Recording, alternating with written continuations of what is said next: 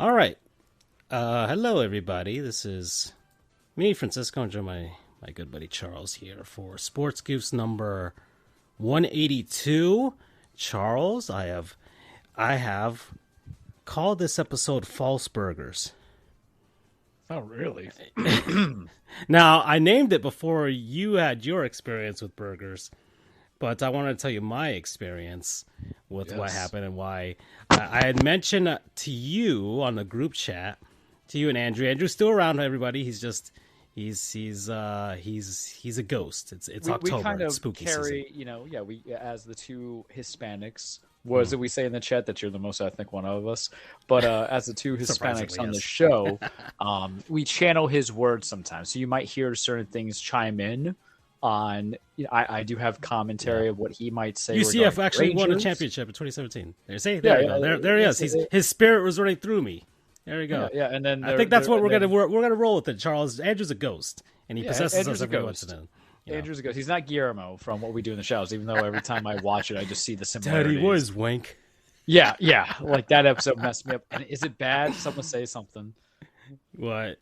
Watching that episode and seeing the dog Guillermo combo kind of has Andrew's hair a little bit, and it threw me for a loop. Oh no! It threw me for a loop a little bit. I'm like, oh no, because that first off, I'm always obsessed with the show this time of the year. It started a year and a half ago, and I paused for such a long time. Season 4 wasn't really that good, and then spooky season ended. Season 4 was great for Laszlo and Colin Robinson. It just destroyed Nandor's character, and I felt like Naja was just kind of there. Guillermo's fine; he's always a good buffer. But season 5 has been the proper approach, and season 6 will be the end of it next year. They say so. By next spooky season, I'll know. But I've always associated as Laszlo, and it's bad because sometimes it's more correct than it needs to be. I am nothing like Matthew Berry's Laszlo. I have to put that as a disclaimer because out of them all, he's actually probably like the worst one when you think on it. Sometimes, but the Best Buy episode. That kind of sealed it. The going to the beach episode, which is what I did last Friday, and then just like the way he enunciated things inappropriately and improperly is a Charles thing. He was a lawyer. He was a lawyer, a bad lawyer. He's also a craven. What happened? We lost. What the fuck? One. One, yeah. Yeah. So there's a lot of the Best Buy episodes would sell me, but I just like him because he's also like the purist. And then last night's episode happened that I saw. I'm like, he's not as pure. What he's like, and he's a scientist. It's just so good. But Andrew to me was always kind of like Guillermo to a degree. Guillermo's like the straight shooter, not saying kind soul. Yeah. By all means, Andrew is not a straight shooter. Living with these degenerates. Yeah. Andrew circumvents a lot when it comes to counter arguments in the sports world. I've had to hear about the great city of Orlando so many times, and when I've gone straight to the point, he just diverts from that. But there's a lot of it to it. He's the straight character, I think, is the phrase that they use. Yeah, straight man. And he's a sweetheart. Andrew's a sweetheart. The hair kind of reminds me a little bit, so that's why I was cracking up. I always like you to me, and you're gonna hate it, but you're very Naja. I think personality-wise, where like how you can be like outrageous as a cultural thing, because especially this season, it's little axapastos, and then you're kind of like our sisterhood of traveling Spanish foods and American countries and states and everything like that of the Americas and the American cities. I travel for work more than you. So I don't need to trust me. I don't want to be that guy. And then no one, thankfully, is Colin Robinson. I don't like to think any of us is that boring, but Colin can be interesting and have those stories. So season 5 has been a good impression. I feel like also you're not the guide. I like that she's become a main character. It fits. That's the thing where you got to get the different. Thank God they got rid of that stupid genie. And they didn't even mention that the genie was gone. It just one day disappears. There's just so much of season 4 I was not group on. We need to find a Sean in the group. I want to know who would be. I think Sean would be me if I finally just lost it. Like Sean A. But so the episode is Fake Burger. Yes, false burgers. False burgers. And alluding to, I already mentioned I was on a work trip. I went to San Antonio, Texas.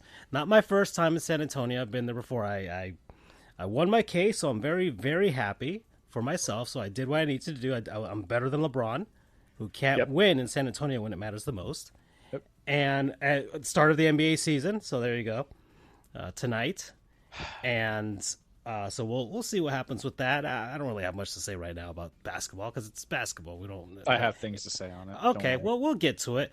But I did want to mention this. So in San Antonio, I was there for 2 days, and I came back on a red eye this morning. I am gassed still, but I had to be up now because if not, I'm not gonna sleep at night.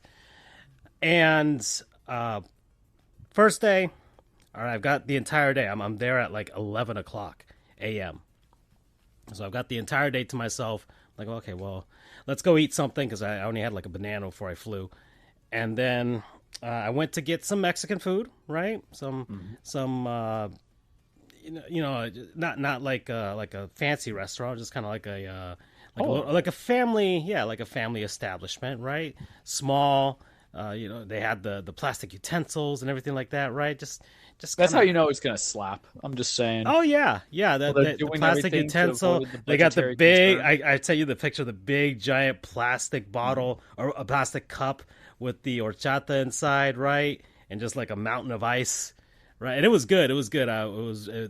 It wasn't so icy where it diluted the sweetness of the horchata. And it was called Mi Casa. That's what it was called. The restaurant. So shout out to them. It was pretty good. They're surrounded by a bunch of little hotels around, kind of close to downtown San Antonio, but not exactly in it. So it was just, they have a nice, very, very nice little location. There was a barbecue place next to it too. And you had suggested to me barbecue, and I'm just like, I wasn't feeling it. Which I get, and I'm a big proponent of barbecue, but it's not something that you should have every week. I'm sorry. Right. It is clearly when you want it and the spirit calls. Mm. I get Mexican all the time, but my paralegal should be down in my main office with me this week and on Thursday, and I think I gotta get Southern Pig and Cattle. So this is good. This is good. So I went there, got some flautas and everything like that. Food was good, and I enjoyed myself. It was nice, typical Mexican affair right there with rice and refried beans and so a little lettuce and some pico de gallo and some guacamole, and it was like, okay, here we go. That hit the spot with the horchata. And then I went to a museum. And then I went. What did I do at night? So at nighttime. This is where the false burgers comes in. So I was, I'm like, let me get something to eat now, because I wasn't really gonna eat much. Maybe some stuff from the hotel breakfast I had the next day, but I was like, okay, let me get something for dinner. And I wasn't looking for much. I was just like, okay, let me just get like a sandwich or something like that. So I was looking. I'm like, okay, go on DoorDash, see what's local. I wasn't looking for anything like, like McDonald's or Wendy's or anything like that, or Burger King. Mm-hmm. And I'm like, okay, let me look. I was scrolling by. Okay, here we go. And I'm like, oh, this looks like a independent establishment. It's called Wild Burgers. I'm like, okay, let me take a look at that. And you have not mentioned this, so am I getting first impressions? You're getting first, because I needed to talk to you about this. This is why it's called False Burgers. Okay. I didn't get a burger. I got a chicken sandwich. I had 2 chicken sandwiches, which is a Francisco thing. Yeah, I got 2 chicken sandwiches because I'm not. I don't know. I'm not feeling burgers anymore as a human being right now. But regardless, I got chickens. I got a crispy chicken sandwich and a grilled chicken sandwich. Right? I didn't get any tater tots or fries. They had all these options. I'm like, okay, never mind. So I got a fried chicken sandwich with like the lettuce and all that stuff inside of it, and then I had the grilled chicken with like the lettuce and all the stuff inside of it with like a spicy aioli sauce or something like that. I'm like, okay, let me give this one a kick of something. Yeah, that sounds yummy. So aioli sauce if you use it right. Right. So I'm waiting for it to come by. The people drop it off, and I knew something was wrong when they handed me the I thought I was gonna get 2 bottles of like a bottle of Diet Pepsi and a bottle of water, and I'm like, no, they said they ran out of bottles. I'm like, okay, all right, well, and so they hand me the bag, and I get into my room. I wasn't really paying attention. I was just tired, and I wanted to eat something. I opened the bag, and you know what Wild Burgers is for anybody that's ordering on DoorDash or Uber Eats? It's Buffalo Wild Wings. They just mask themselves as like a different establishment and call themselves Wild Burgers. So it's a Buffalo Wild Wings, and I've seen this. I've read about it. I've seen YouTube videos about it where restaurants will change the name of their thing so as to trick some customers. Are like, no, I don't feel like getting, takeout from like a chain establishment. So let me get this logo place. And you wind up with getting a chain establishment anyways. So they tricked me. They Is that like Wings by Chili's? Because I've seen that happen sometimes. Well, but they don't have buy anything. It's just called Wild Burgers. And I just thought, I'm in San Antonio. I don't know. It's, I'm in Texas, right? So I'm thinking, I'll get some good burgers or good whatever.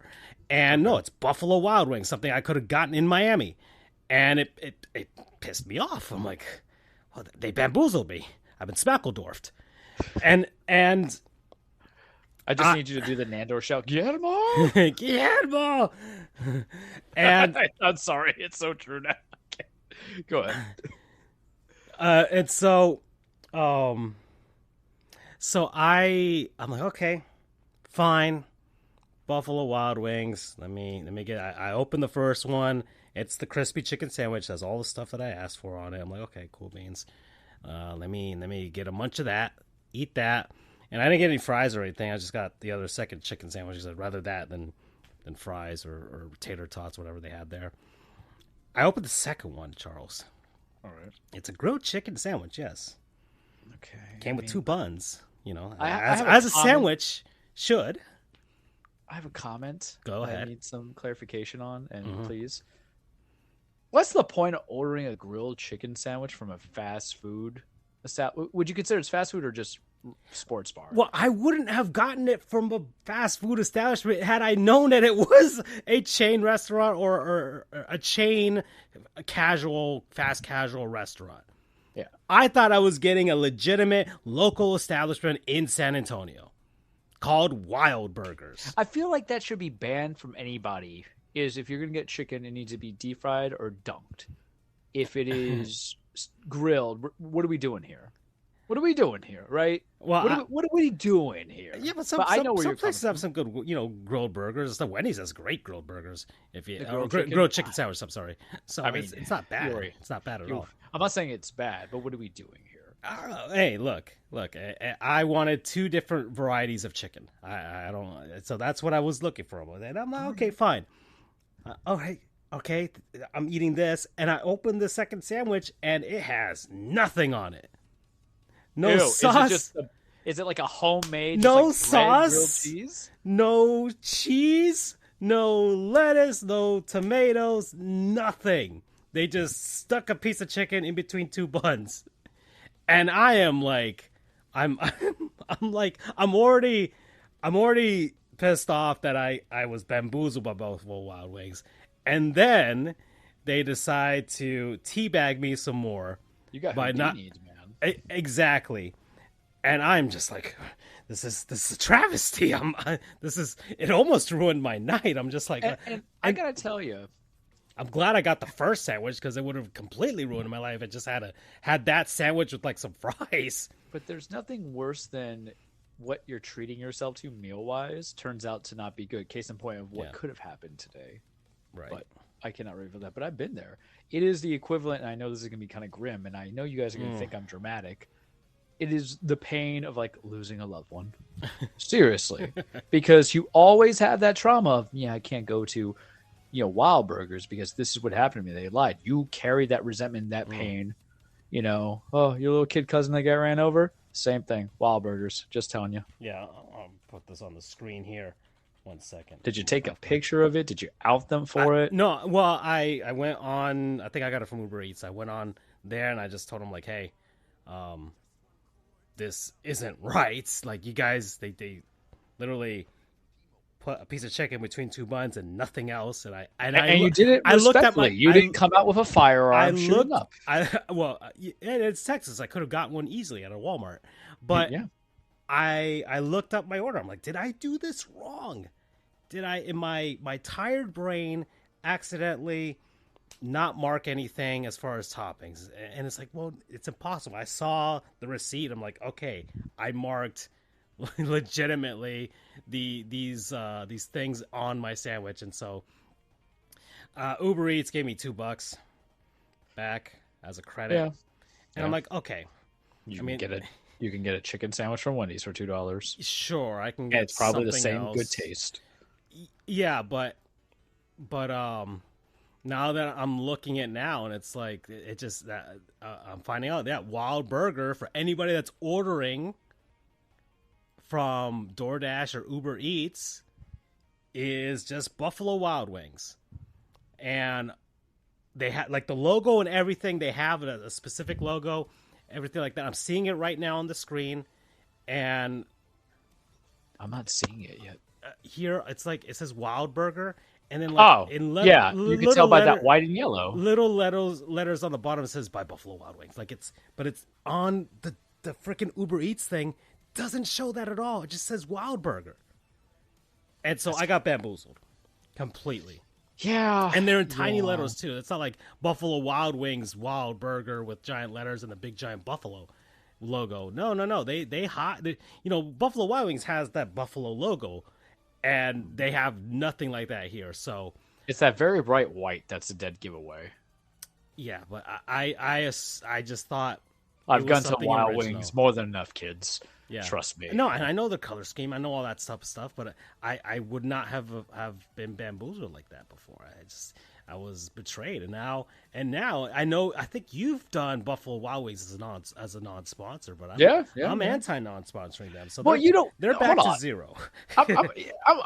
Listen. You're gonna defend them. You're gonna defend this. I'm gonna defend them. You're gonna defend them for ruining my night. Whose fault is it? It ain't my fault.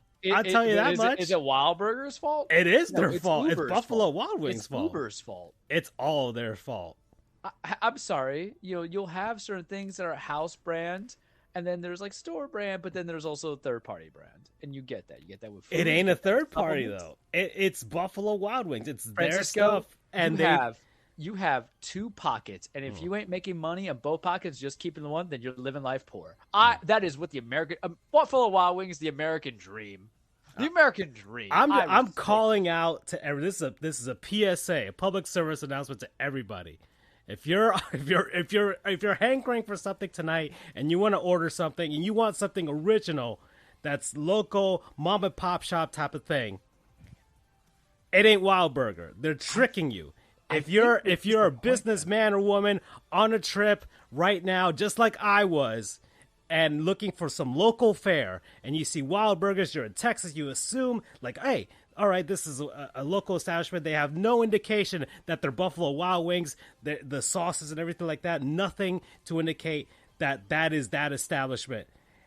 They're tricking you. They're tricking you right now. And other restaurants are doing it too. I think Chuck E. Cheese changed their pizza into something else on DoorDash as well, just to make money during the pandemic. So it's happened before. But I didn't know Buffalo Wild Wings was doing this, and I need to warn everybody. Because they're gonna ruin you're gonna ruin your night by giving you a terrible sandwich.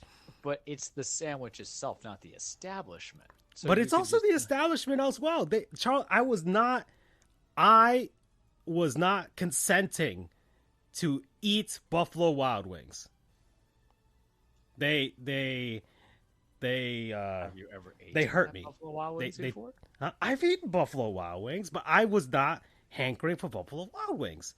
They just no means no, Charles. I did not want them, but they forced themselves upon me.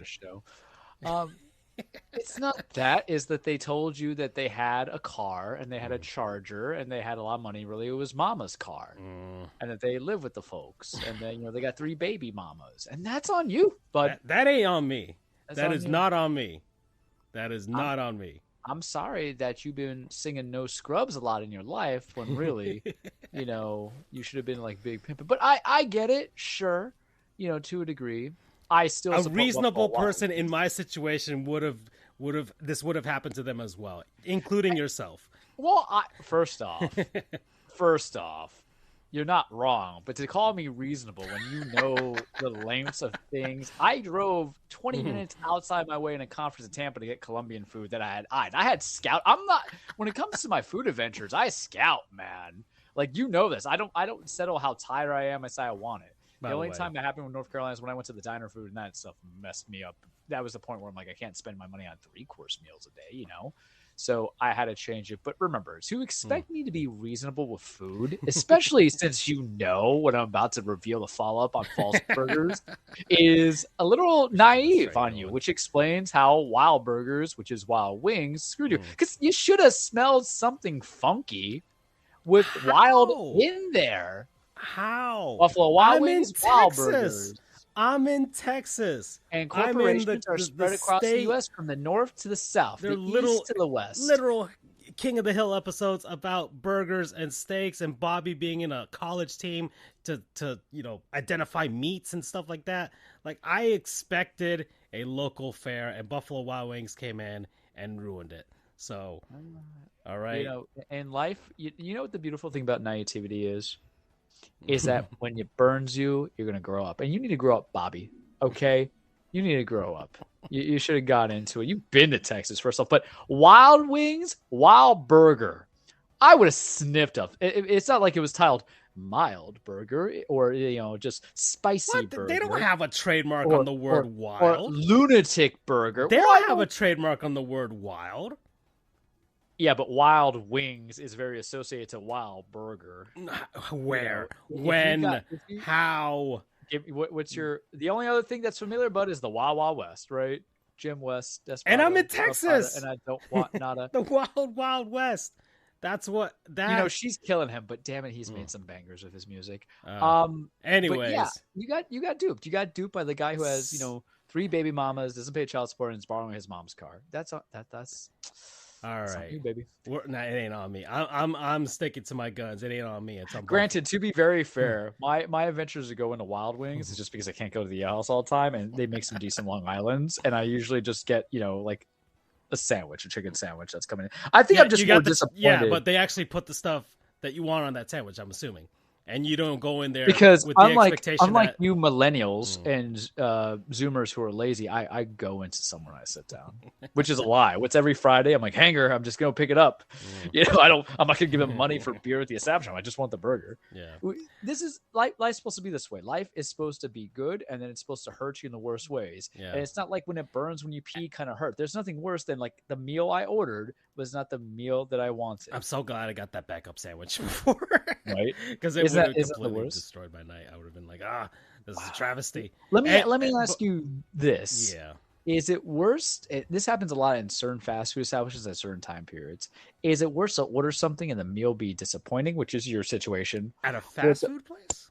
Well, any restaurant or fast food. But this happens more to fast food for me than actual establishments, even though I've had it happen at establishments, but I'm already home. Or to pick up something and it's the wrong order. Because now, if you notice your pickups, or they'll show you the box of what's in there. Right. It's only a craze that's happened like last year. Because I think they realized, hey, we're kind of lazy. What are we going to do?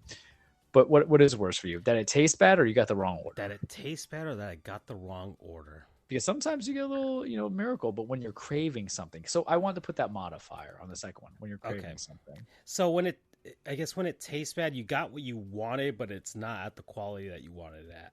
Yep. Right? And then the other one is you didn't get what you wanted at all. And it could be because, you go to a sit down and then they're out of that particular thing, which has happened, Flanagan's. Okay, but they at least warn you when it's like, hey, we're out of, this. And it's like, okay, fine, I'll change my order. So that's different from getting it wrong. Like, the worst part is it's... Well, what do you think is worse in the end of it? I think it's worse, and it's dependent, right? Like, if they get your order wrong, you're at a sit-down restaurant and you're actually there, you can notify, the server and be like, hey, this is not what I wanted, right? It's like, okay, fine, and they'll, fix it up or get you what you wanted. Whereas if you are doing the food delivery service and you're waiting 30, 45 minutes, an hour maybe, which and it happens a lot with Uber Eats, and you're looking on the app and you see the guy driving. It's like, oh, he's almost here. This is exciting, and you're hankering for it, and then you open it and it's like, I ordered chicken wings. These are nachos. Like, And yeah, maybe you like nachos, but it's not what you wanted. I think that's the more disappointing scenario. This is a sports show, everybody. Side note, can we say something? What? I'm gonna say something super controversial. Go ahead. Nachos are fucking overrated. They can be. It depends. It With depends fast, on the place that you go to. I feel like with fast food establishment nachos, I am never happy. Well, Taco Bell doesn't make good nachos. Oh, not fast food. I'm sorry, sports bar equivalent. I don't want to. I don't want to call it whitewash franchise. Even Flanagan's, which I love Flanagan's, you know I do, but I'm like, it's just a lot of wannabe queso with the jalapenos and the meat, whether it be chicken or beef, just in the middle, not spread out. I'd rather just dip it. I'd rather just dip it. I'd rather just. I'm so sick. If you get nachos, of fighting this. Yeah. If you get nachos, you have to. It has to be from a legitimate place, legitimate Latino place. That like I get. That's what I got at the food truck in Los Angeles when I came late at night, and I hit the spot, and that thing was just filled to the brim with meat and pico and everything, cheese. Like it was fantastic. I thoroughly enjoyed that, but I hear you on the Americanized sports bar, but it's version it's very popular. Right. I can't explain it, and I have Flanagan's, Friday, and I had them rockin' rib rolls. Those are delicious. I think people have the idea that it's better than what it is, and because it's cost convenient, but I could just buy the bag of Tostinos myself. There was. Have you seen? I Think You Should Leave on Netflix. I've heard of it. But okay, I mean, you should. Yeah, I think you might like it. It's like there's a comedy, but there's a bit about nachos. I won't ruin it for you. So, but in any case, where was? Oh yeah, so yeah, I think it's worse if they get your order wrong, because like I've had disappointing versions of, stuff I get. I like Wendy's or McDonald's and things like that. Wendy's not so much. I think they, for the most part, are solid. But I think it's more disappointing. You order your food at delivery service and they get the order wrong, and then you have to like do the whole spiel on the app and try and convince them to give you your money back. And maybe cross your fingers. Maybe it's a free meal, and you get something that at the very least you can eat. See, you guys make me feel like grandpa, because if it's fast food, I don't really want to order it from an app. I just Well, I don't order fast food from the app because but I know people actually way more expensive to order it from the app than just go either use their own app. You have to use their own app. I think it's cheaper that way, or you have to actually go and get it, right? So, but if you use like DoorDash straight up and go to McDonald's, they'll tack on like $5, $6, $7 extra for no reason whatsoever, and it's forcing you to use the McDonald's app anyways. Yeah, DoorDash, Uber, they're shills. That's all they are.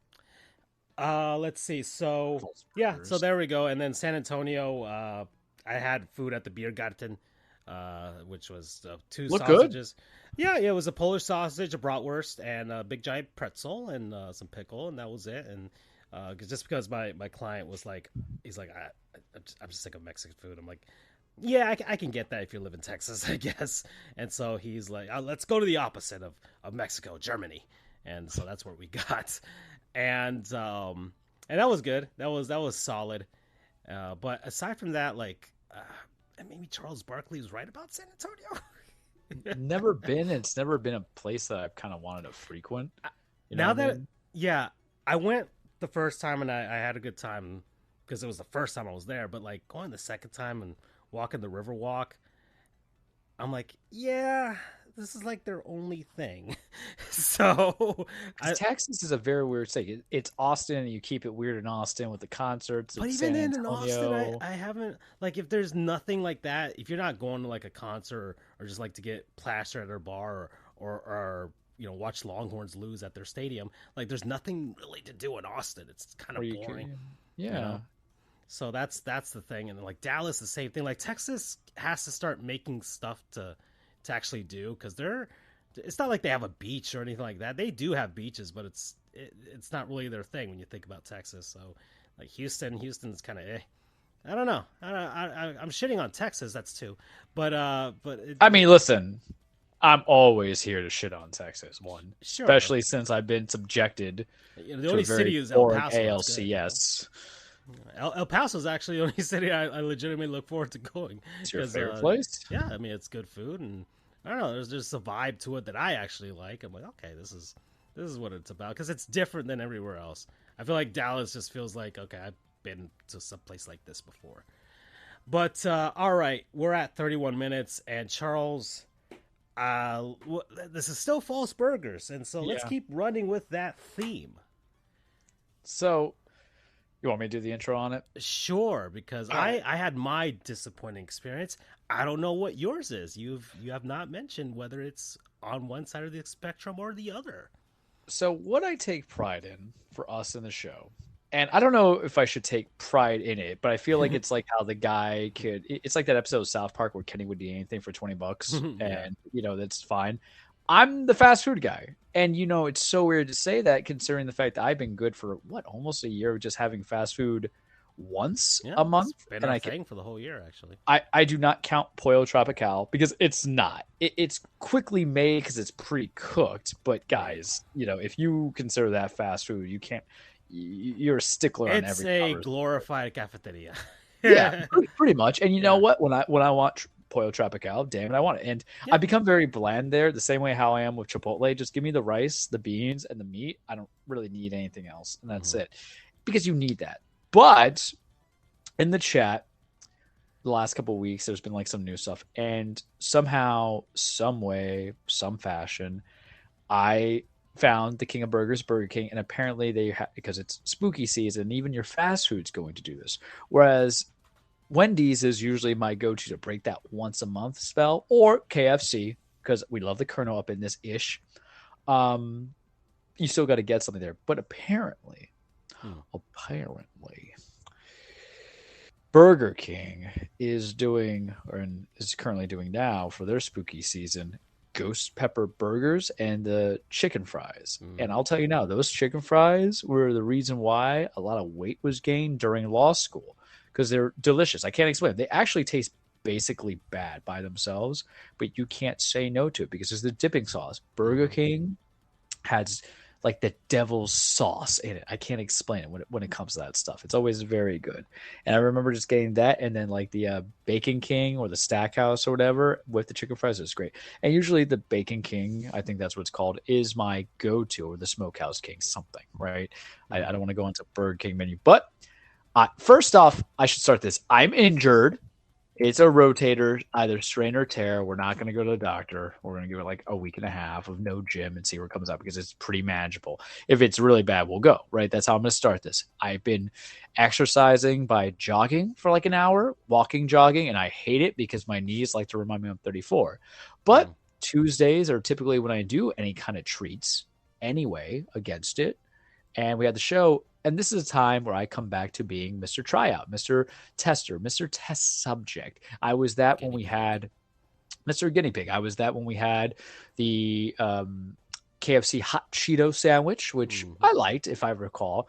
We are that when we did the Ghost Ranch Wendy's chicken sandwich, which I absolutely love. The hot honey. Ooh. The hot honey as well, which is another one that was great. I was not crazy about the nacho burger. It was too crunchy. It was like a 6. Yeah, probably your review dissuaded me from getting it. I can't lie to a brother like that. And it's been a bit since I had the Burger King, so I opted to go for the Ghost Pepper Whopper. And on the screen, I've got the report of the week and his review of Review Bra with his the Ghost Pepper, so people could see it as you describe it. And for me, like, first and foremost, this is how we start. You either have to like Whoppers and not like Whoppers. And a Whopper is typically what? The meat, the lettuce, the tomatoes, the onions. They do a lot of mayo on it. I'm not a Whopper guy. I think it's the same thing how I feel like about the Big Mac. Granted, I don't eat McDonald's like that. It is my least favorite place, I would say. I like some of the variety. My favorite kind of Whopper was the Angry Whopper. That was like kissing Jesus for me when they did it. It was the jalapeno. It screamed, it bit your lips. It would give you like little lip blisters, man. It was just that good. I love the hot. I'm mouth watering. So I got it. I literally ate it an hour ago. And here is my assessment of it. I like it a lot. Ooh. The bun is colored to be orange, but it is not flavored. And that's what I was expecting because I know they did it like with the Spider-Man bun, but I was like, nah, I'm not going to do that for that. Coming from there, it's 850 calories, but I had the fries. So what comes with is your typical stuff that's in the Whopper itself. The lettuce, tomato, the onion, the mayo, and ketchup. But here's the thing. It did not taste like a Whopper to me. Because if I'm reading it correctly on the ghost pepper Whopper, because I'm on the website, it has the ghost pepper cheese, which was good. So it's in the cheese. The crispy jalapenos to add the flavor. Okay. But it did not have any tomato, onion, pickle, lettuce, mayo, or stuff like that. Like there was some flavoring, but I thought it was dill pickle. But it didn't have like some of those add-ons. And usually a Whopper comes like it's like they don't ask you when you go for a Whopper. Yeah. But it was the meat. It was bacon. It was the cheese. And the crunchy jalapenos, or maybe it was dill pickles, whatever the flavoring is. So I, you bit into it. And I feel like sometimes the burgers at Burger King could be hit or miss because either they're too greasy and like slimy, or they're too crunchy. And sometimes they're just right. It really just depends on what time you go. But what's the rule of thumb for fast food? If you can get for dinner, get it at 6:00, right? That is when it's probably going to be right before dinner rush, right? Right before dinner rush, right before the dinner rush, to kind of go from there. But the bun has no flavor. It's just a bun. It's a bun, but I don't mind their buns. So the bun and the sesame seeds are nothing. Yeah, it's fine. It's a typical bun. The default one, but they just colored it a different color. Yeah, it's a default bun, but even if you look on the screen, I think Mr. Reviewer kind of showed it to you. There's things that are lacking with it. You bite it, and really, it really just tastes like the meat and the bacon, and then the good kick of the heat that hits you in the mouth. It's not overdone with because there's no mayo, so it's not overdone with, which is good because I feel like the Whopper is too mayo-y. That's why I don't really do it. I'll do like the Bacon King or Steakhouse King, whatever they had coming into it, because too much mayo causes what? My shit to like swing out. Is that your one? On it. Oh, you got two. That's two. No, it's two. That causes it to slide out, which is annoying, right? And first off, side note, can we stop putting too much lettuce in burgers these days, or chicken sandwiches? Like you're not even giving a head of lettuce. You're doing a 4 head of lettuce in there, but it's almost close to a head of it. The economy is rough, Charles. They need to find a way to make your burgers look bigger. Yeah, well, just dice out the lettuce. I've started becoming like, I feel like I'm going to be shredded lettuce. Would that be better for you? Sure. Yeah, okay. Because you really, I think we add in the big lettuces for the belief of a crunch on a burger or a sandwich. For the chicken sandwich, but really what happening is like Flanagan's, I had the same situation. You give me the slab of it that just got ripped off like the stalk, man, and I wasn't fun. I wonder what he gave it, because I don't know his name. He always creeps me out, but I respect him because Review Bra. He's just a Puerto Rico Review Bra. I don't think anybody knows his name.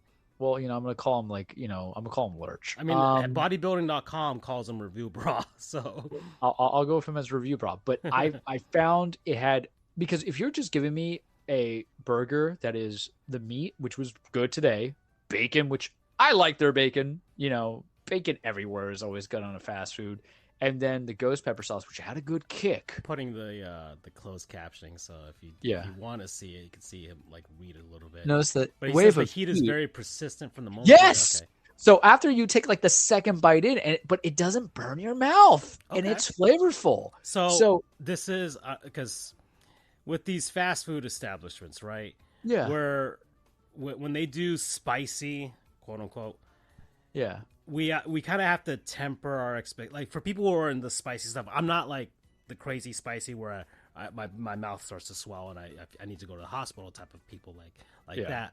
But I like a good enough kick, and to the point where okay, maybe I need a glass of milk, but maybe not, right? And I'll just like let it. I'll power through, but and that's you and me, right? Yeah. But mainstream, normal fast food or these fast casual restaurants, a level above Andrew is the heat index of what is appropriate for a lot of fast food places. Right. It's just like okay, it tickles the senses in your taste buds, really, and you don't really have to like start sipping soda or whatever just to try and survive. And you like the most I've ever had is like maybe you get one little bead of sweat and that's it. And then there's me who's done the atomic from Hot Wings or Hot Ones. Okay, right. So where on the level of that would you call it? So overall, the burger's a 7. Okay, with the heat, it's a good kick. Okay, it's like because the thing is you don't stop to eat. Maybe because maybe there's a few times and even say I would describe as a flavorful spice. That's what Review Bra is doing, and I agree with that because after you take a few bites of crisps. There we go. There's and I thought it was dill pickles because remember our Honey Hot at Wendy's did dill pickles, and I was like, fine. But when you take like every third bite, you take a sip of your soda, and that's an appropriate kind of heat. But you want to keep like munching on it, so it doesn't overtaste the sense, but you still taste the burger, you still taste the bacon. I'm a fan because this is what happens. Why I hate how Burger King will do this, because they'll find something I like and they just get me. You know, they did it with the chicken thing that we had that we were both in love with. Chicken. Yeah. Summer. That was unhealthy romance. You know, Bad Romance, Lady Gaga. That was that. They did it. I always love the Angry Whopper. I will like if they said Charles Angry Whopper, I'm like, I'm gonna go right now. You know, it spoke to me because a burger with jalapenos, now you're talking, because you're not doing any kind of thing weird with it. You're not stacking. If you look at a lot of places, they sometimes the incentive of fast food, aside from the meals, you could double patty the meat. And I'm like, I don't really need that if it's like flavorful enough as it is. And you know, the one thing I'll say is this: Burger King has not shortchanged me. It doesn't talk a big game, fellas and ladies. Y'all know what I'm talking about. Some guys talking a big game, and then it comes out and it's like very small. McDonald's does that. That's why I don't eat at McDonald's. McDonald's doesn't really do limited time stuff very well. As far as like the hot chicken sandwich, like, the one time it's overhyped. I would say they would overhype. Yeah, like, people would overhype it. It's just like, this is not what it is compared to like what Wendy's does or Burger King. Well, Wendy's. So Wendy's, you know, if I had to rank it on the things I've had that's ghost flavored, Wendy's Ghost Ranch Chicken is just a love. I love it so much. I think that was what I had in August or September as my one fast food. But I'm glad I tried it for us. 7 out of 10. Remember, what's the whole basis of fast food? It can never be an 8. Because if anything is an 8, what's the whole point of eating out and making stuff at home? For $10, you just get something better. That'll kill you. But yeah, man. Like Burger King found something that I'm interested in because it made me want to eat its meats, because I haven't had it since they would abolish the chicken for a while. Always love their onion fries or onion rings. Always love their zesty sauce. It's just, but I was happy with it. So when you got shortchanged in your false burger, I had a truth burger. Nice. You know, a little bit of a Verdad burger, you know, coming into it. Okay. 7 out of 10. You should try it. 7 out of 10. All right, then. Do they have a chicken variety? They don't, which is, they brought back chicken wraps, which was, I was like, hello. Really? Everybody's got. Remember when McDonald's had the chicken wraps? And you're like, yeah. Well, I think it's cheaper to produce. Yeah. Everybody's cutting back on a lot of stuff. So, and these fast food places, because I mean, like, how much is this? How much did they charge you for this? It was only. I got a whole meal, so it was $11, which is fine. Okay. When a gourmet burger is going to be about $17-18 these days, and I got a medium size, so medium fries. The single burger. That's why I appreciate Wendy's, because if you go with meat, they'll give you an option of a double or, God forbid, a triple. Listen, I have to have a really bad day. Like, I have to lose everybody in the fire for me to contemplate like a triple. You need the triple. Need those arteries to clog. Yeah, I'm just saying. But $11.49 for the medium fries, drink, and burger, that's worth it to me because I'll feed you. Yeah. Okay, hold on. I want to see the review, bros. He's 8.1. He gave it an 8.1. Okay, fair. Him and I are on the sequence because it's not a lie. You think about it. If he's going 1 out of 10, and you remember, really, I can't go 7 on 10. So, truthfully, if we go on my 8, he's doing the chicken fries as well. Holy crap! The chicken fries were good too. Yeah. And I'm like, and I had to really think on it. I'm like, no, because for me to do the ghost, so mind you, your boy still spits up blood every now and then from the acid reflux. And if I did the ghost pepper burger and then I did the chicken fries, I'm just gonna be like spitting up an image of Jesus in my sink. So we could not whatsoever do that.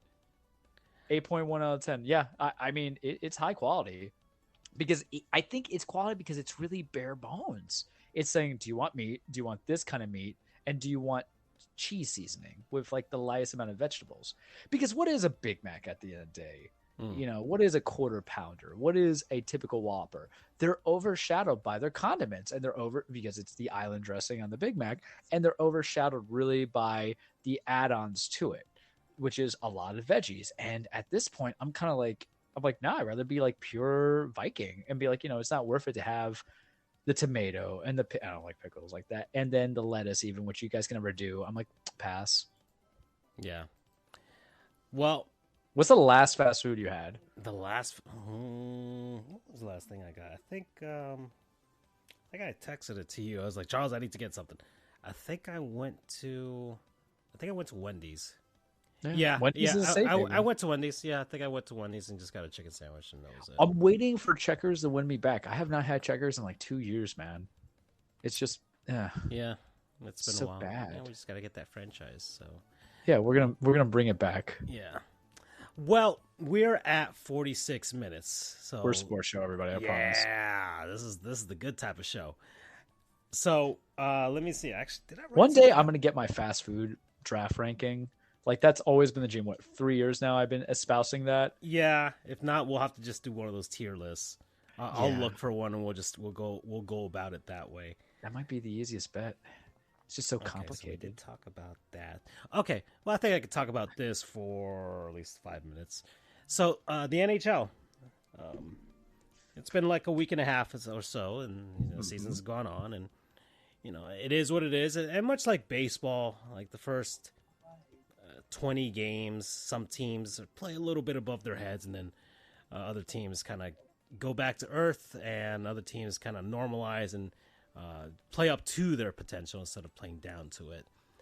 And right now, the only major thing of discourse in the NHL, any sort of controversy at this point, is regarding the NHL's policy about specialty nights and celebrating whatever. Because some players last season, 7 of them, decided that they hate rainbows and the covenant between God and man, that he won't flood the entire earth. Anyways, so one of the things with this was that the NHL mandated that you cannot have multicolored tape to use on your stick. Now, the only reason that this is happening, Charles, because there's the Pride Nights. That's the whole entire controversy with all this. And pretty much every NHL team has had a Pride Night. As much other NFL or NBA baseball teams, what have you. Just they all have their own token, whatever. And so the NHL, usually when they had their Pride Nights, they'd have, the rainbow logos with the warm-ups, and during the games, because they don't wear specialty jerseys during the games, but it's very rare for teams to wear specialty jerseys for a single night like in baseball. But the players would use multicolored rainbow stick tape. It's like, okay, that's kind of whatever, that's kind of cool. Like I think for breast cancer, they'll have like a pink tape and, all that type of stuff, right? Well, the NHL's like, no, you can only have one solid color. Now, it meant you could have any color. I've never seen players use more than just black and white, to be honest. The only time I've ever seen any other color is for these Pride Night stuff. So I'm like, okay. Is this in relation to the tweet that you sent me that I'm looking at now after consultation? All right. Yeah, so recently, and I forgot the name of this player, but he plays for the Arizona Coyotes of all teams. He decided that I'm just going to use the rainbow tape on my stick. Good for him. So the NHL has, honestly, they didn't really lay out what would happen to you if you used the tape. They didn't lay out whether you're going to get fined, whether you're going to get suspended. And so it was kind of ambiguous and up in the air as to what they would do. What would that look like? And well, someone within the NHLPA, it's like, okay, Arizona Coyotes. I think it was probably like the safest player to do that for. It wasn't like their star, as far as I know. I don't know who is on the Coyotes, to be honest. But I just remember it was the frat boy from last year that got drafted. That's all I know is. Oh well, problem child, who's no longer the problem child, right? Well, he's no that guy didn't get. No, he was drafted by the Coyotes and then like got undrafted, and then the Boston Bruins picked him, and then they unpicked him. Yeah, remember it was like a whole thing. He was making fun of like an autistic child, and I remember he made fun of it. I didn't know what the fallout was because I know we not making fun of him. He bullied him. It wasn't making fun of him. He was basically bullying him and torturing him. Fucking asshole. That's 5. So I used 2 there. Yeah. So anyways, he decides to use the tape. It's in Arizona. It's not a high profile place, but I think it's a safe, like, okay, This is a safe team. And at the very least, it did get eyeballs. Now, he used it. When you think of the hockey stick tape, Charles, I'm assuming you're going to think that it's at the foot of the hockey stick, right? The blade, where where they get the puck and they shoot, right? Mm-hmm. But players also use stick tape. Like I have stick tape around the top of the handle of the hockey stick, and so he decided to put it there. So it was visible enough. It was far enough down the shaft of the stick. I'm 10 years old, and but you could still see even when he covered it with his glove, and it was noticeable enough to make a statement. I think out of all, this is an actual statement by him, and I think the NHLPA, because for the most part, I think most players were in a transition. The players that were complaining about this, that were open about it, are players on the older side of the NHL. Which is probably like 28, considering how old they draft dudes. Well, I mean, guys are like 18 years old when they get drafted, right? So yeah. So the NHL, but it's full of Zoomers. The NHL is full of Zoomers now. I'm ancient. You're ancient, Charles. But the NHL is full of Zoomers, and the older millennial players from buttfuck Saskatchewan 6 were the ones having problems with this. 7, because Saskatchewan feels like a curse word itself. Oh boy, we're not gonna like that in Regina. Anyways,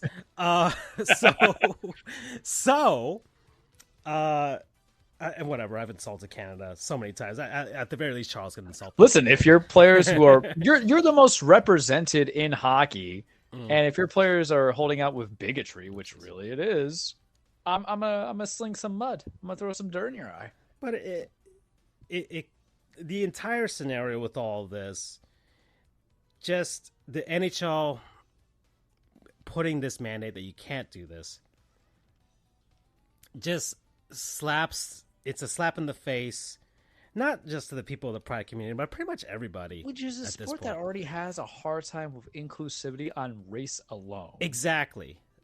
And you see me, I'm a Latino hockey fan. There's not many of us, Charles. There's not many of us. There's not many NHL players that are of Latino background. The fact that we have one of the best players in the entire league who's a Latino is saying something. Without a Latino last name, correct? Yeah, so. I mean, his father's side, but his mother is straight up Mexican. Like, you look at her and she's like, yep. So, and there's not many other, black players, and it's not a lot. It's a very small percentage of players. And even smaller for guys that are legitimately, like, the best of the best in the league. So it's disappointing for fans like me, or fans like my good buddy Roy Bellamy. I'm gonna keep saying that. Also, with that, follow Roy on the Twitter. Follow us on Twitter. FJOJR Charles the True, Damn Free Holidays, Sports_Goofs, and then Roy's. I'll get in a second as I shill to the masses, but he follows Francisco on Twitter, and Panthers historian, and FJR just Panthers historian, and Marlins history as well, and Marlin on the big time. Yeah, I'm gonna. He's at Roy Belly. Anyways, at Roy Belly, and we like Roy. I think I follow Roy. And so, and I'm speaking of the Panthers are honoring Anthony Duclair, whose first game back since he was traded to San Jose. He was part of the Stanley Cup Finals run last season.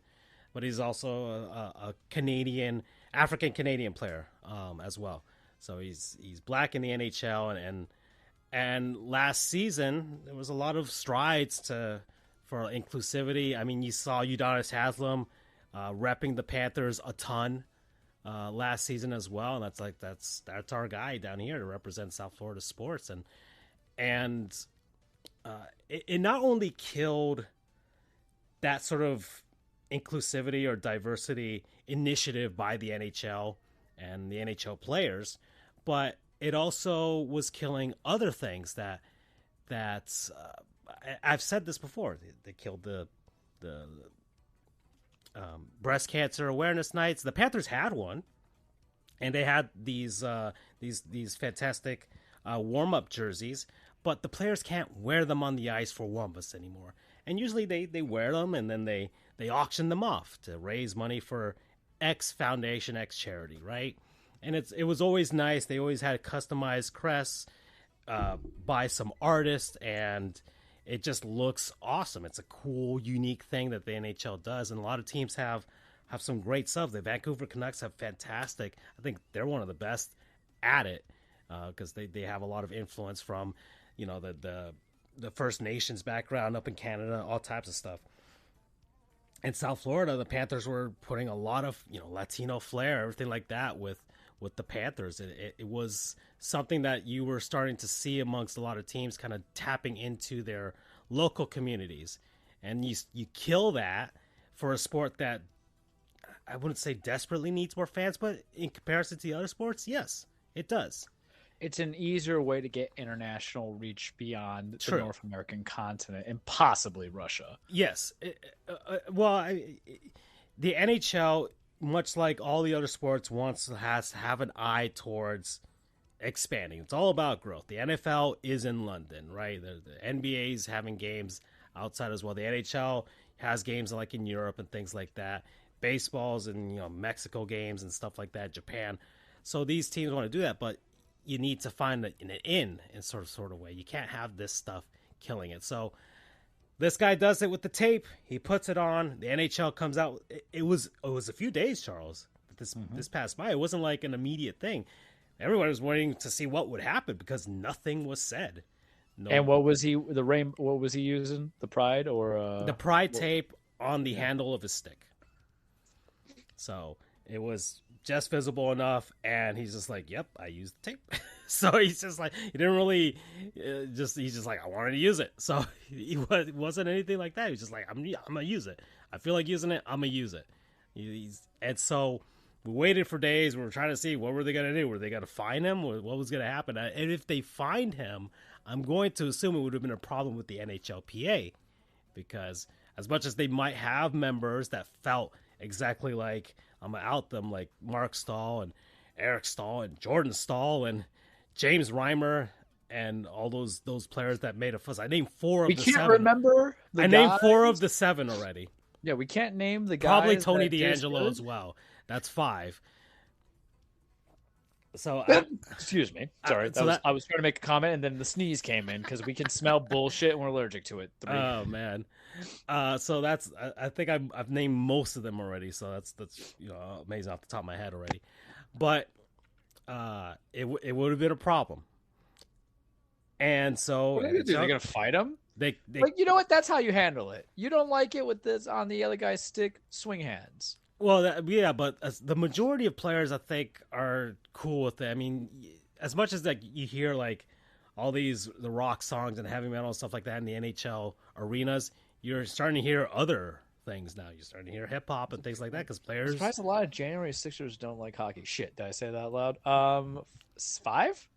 Yeah, well, maybe it's because it's too Canadian for them. It's too. Yeah. Like they don't like beer. Too much for their brains, I mean, look, I can understand not liking Canadian. No, they like shit beer, like Pabst Blue Ribbon, and yeah. So well, they don't drink no Bud Light no more. So there you go. Oh yeah.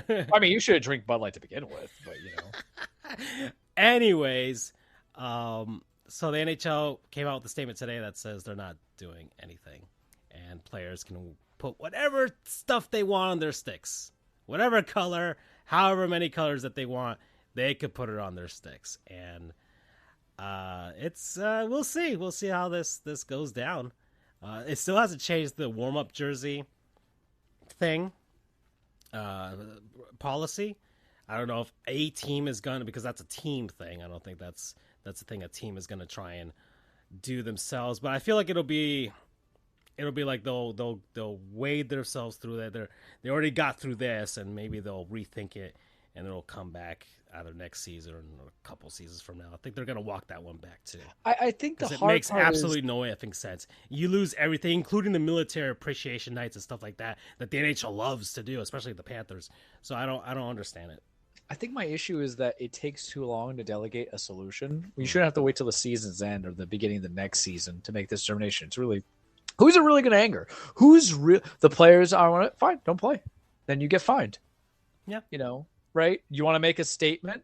You want to be a hero? Go ahead. Yeah. coming into it. It's a uniform. You wear a uniform. You just like any other job. So there you go. I worked at Payless. You think I'm ever going to wear khaki pants ever again in my life? Yeah. All right. Well, we're at an hour, Charles. I think that rolls right into word from non-sponsors. More non-sports, everybody. People, places, things, concepts, what have you, that we've been enjoying over the last week. So, Charles, I'll start because I think you know where I'm going to head it. Mm-hmm. All right, so the background music for tonight comes right from Sonic Superstars. And that is my non-sponsor. It's a Sonic. Is it Sonic Frontiers, Francisco? No, it's not. That was last year. But Sonic Superstars now, almost a year later now. And I honestly think the reviews from other people, other outlets, I don't agree with some of the things that they've said, or at least I don't agree with like the level that they've scored it at. I've seen a lot of 7s overall. Mm-hmm. I think it's at least a 7.5 to 8 game. Maybe an 8.5 if you really love replaying Sonic games and you're an actual Sonic fan like that. I'm basically going through it a second time with a different character right now. I haven't gotten to the true ending of the game, but I'm going to get there, Charles. I'm probably going to get there either tomorrow or Thursday. I'm going to get there at some point so I can get started on Mario. But Sonic Superstars came out, and honestly, it's the fact that it's held me, despite the fact that I bought Mario. I've had no complaints 3 days later, because if it was bad, I think you would have seen me be compelled to, all right, let's just get started on Mario. I'll get back to finishing off this Sonic game later on. But no, I've stuck with it because I feel like it is a very well-constructed 2D Sonic game in a 3D art style. I would say 95% feels like the Sega Genesis games or Sonic Mania as far as the physics and everything is concerned. Like they've, for the most part, have nailed everything. There's some things in there that I'm like, I feel like that would have handled a bit differently, but maybe it's just like a stage thing. But regardless, or maybe it's something that they can patch, because I haven't really noticed any sort of glitches or anything like that calls to question the quality of the game. It's very well made. The graphics look great. I'm running it on my PC at 4K 60 frames per second. And you can play as 4 different characters: Sonic, Tails, Knuckles, and Amy. And Sonic, of course, runs fast and has the drop dash from Sonic Mania and everything like that. Knuckles can glide, and Tails can fly, and Amy's got her hammer. And then you play as a different character later on who has different wall climbing abilities. She's a lizard. It's a new character that they made. And it's pretty lengthy, Charles. On my first run, how much did I say? I think it was like 6 hours, 6.5 hours. My first playthrough, and that's that's with me for a 2.5er. Yeah, that's me. Not blasting through the levels because I wanted to take the initiative to go and seek out the Chaos Emeralds, and do that. And try, because that's the only way to get to the true endings of these games. And so I took my time to go and find them. They're kind of off the beaten path for the most part in these games. And in the levels here, I don't think they're not as obscure as I think Sonic Mania. I think they would be around the same level, but they're not as obscure as some other special stage MacGuffins in other 2D Sonic games, I would say. And they're not as hard as the ones like in Sonic Advance or whatever. So it's just that you find the giant ring like in Sonic Mania or Sonic 3, and you go inside of it, and then you play the special stages presenting like a 3D thing where you're basically with like a grappling hook, and you gotta grapple your way on over to the Chaos Emerald while avoiding some obstacles. And the people who reviewed it say, "Oh, I had to redo the fourth one like 20 times." I'm like, did it in 4. So just restart. Get good, son. Yeah, just restart the level, go find it again in like 20 seconds, and you do it. So, and Sonic levels are not long, 6 minutes max. Actually, like. these levels, I would say, are some of the longer 2D Sonic levels I've ever played. There's a lot of things happening with it, and they're very large levels. They don't feel as constrained as like Sonic 2, or they feel. I feel like they're longer than Sonic Mania's levels, and that's because maybe it's some of the 3D stuff, some of the stuff that they've added. But I see myself finishing levels on my first run, looking for Chaos Emeralds, and doing all the things that were coming up. Because they have some like bonus stuff to get medals, and the medals are for you to trick out your little robot that you use in multiplayer. But aside from that, you don't really have to do them. The special stages are in their own for the Chaos Emeralds are their own thing. But for me exploring everything, I was finishing levels like 7-8 minutes long. So they're long levels on the first run through, because remember, Sonic is about... You're looking for speed, Yeah, replaying, trying to speed up, trying to find different paths and everything like that. But once I found the Chaos Emeralds, I didn't really feel an incentive to look for anything else, because I'm like, all right, let's finish the level.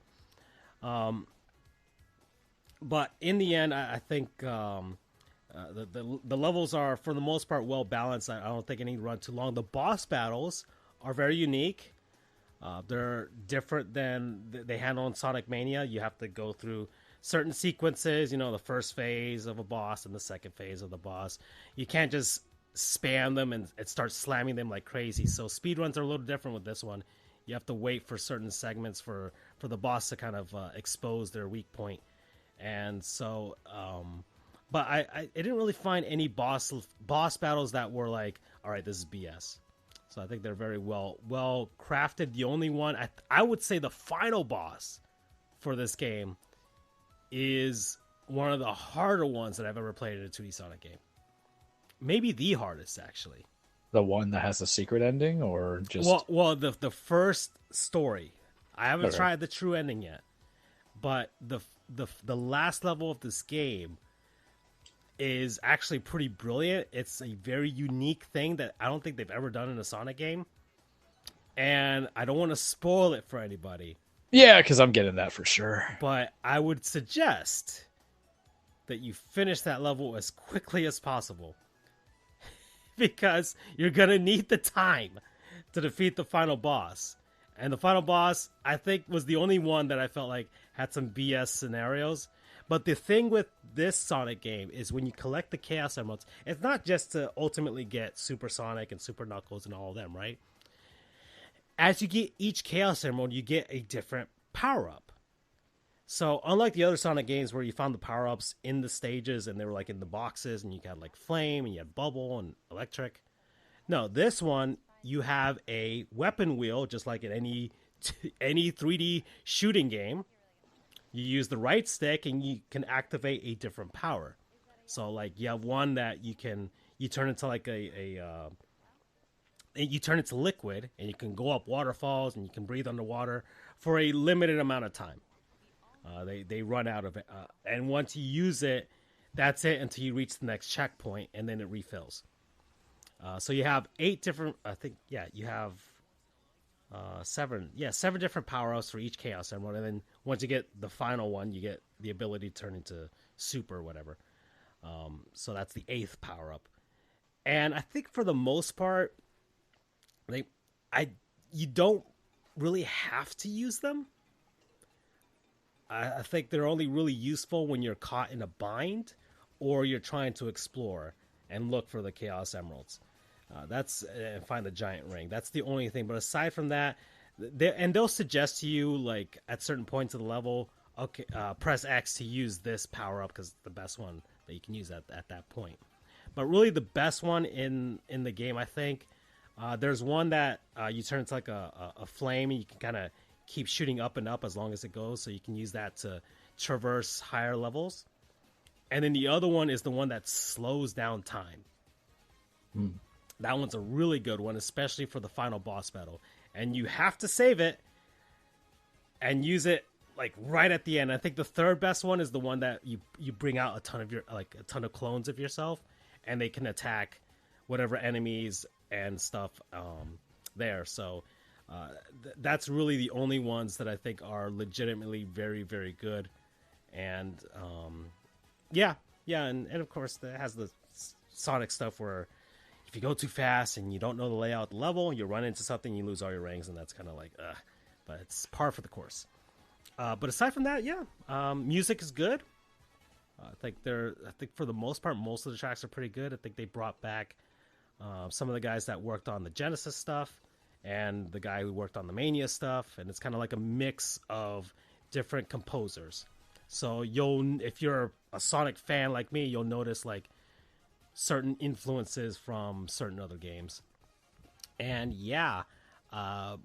Sonic Mania or Sonic Superstars. I think it's worth everybody's time. It's $60. I don't know if anybody wants to pay $60 for this if you're not a Sonic fan, but Sega's probably going to put this on sale in like a month,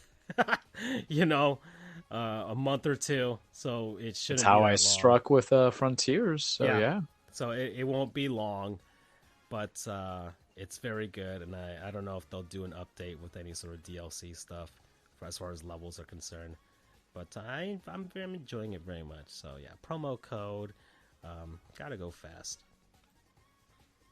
All right, so mine is appropriate, I would say, in comparison to some things. We know that we're gonna work with it. We're gonna talk about. We've talked a lot of food lately, but it was a very holistic weekend. That's how we'll call it. No, it is not Spider-Man 2. We know the rules. I can't non-sponsor anything or give a review until it's completed. 15 hours in though, and I'm having a good time with it. I had my trepidations with it because I thought seeing an 8 on IGN and GameSpot was just going to kind of ruin it for me. But I'm gladly saying that so far it is not that. But let us talk the meat and potatoes of what my non-sponsor would be in this instant, because Friday, man, I had a day off.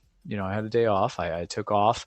I was going to get myself, some sun. I was out on the beach for 4 hours. I was going to listen to an audiobook, but it's not that because I'm not done with it. And when it comes to audiobooks or books, I got to see how they stick the landing before we get to anything crazy, right?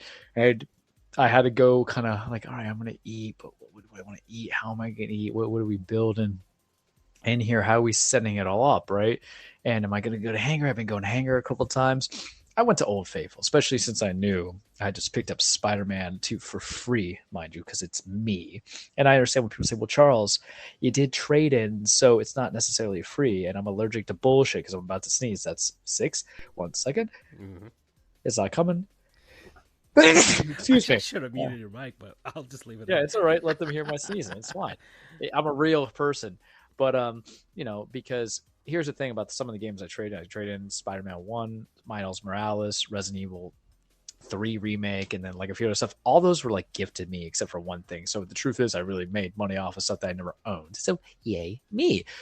Anywho, bringing it back to the point of, conversation is we got Spider-Man, but I was like, you know what, man, it's one of those days. Let's treat ourselves here. We got to treat ourselves. So I got myself Old Faithful, a South Florida staple.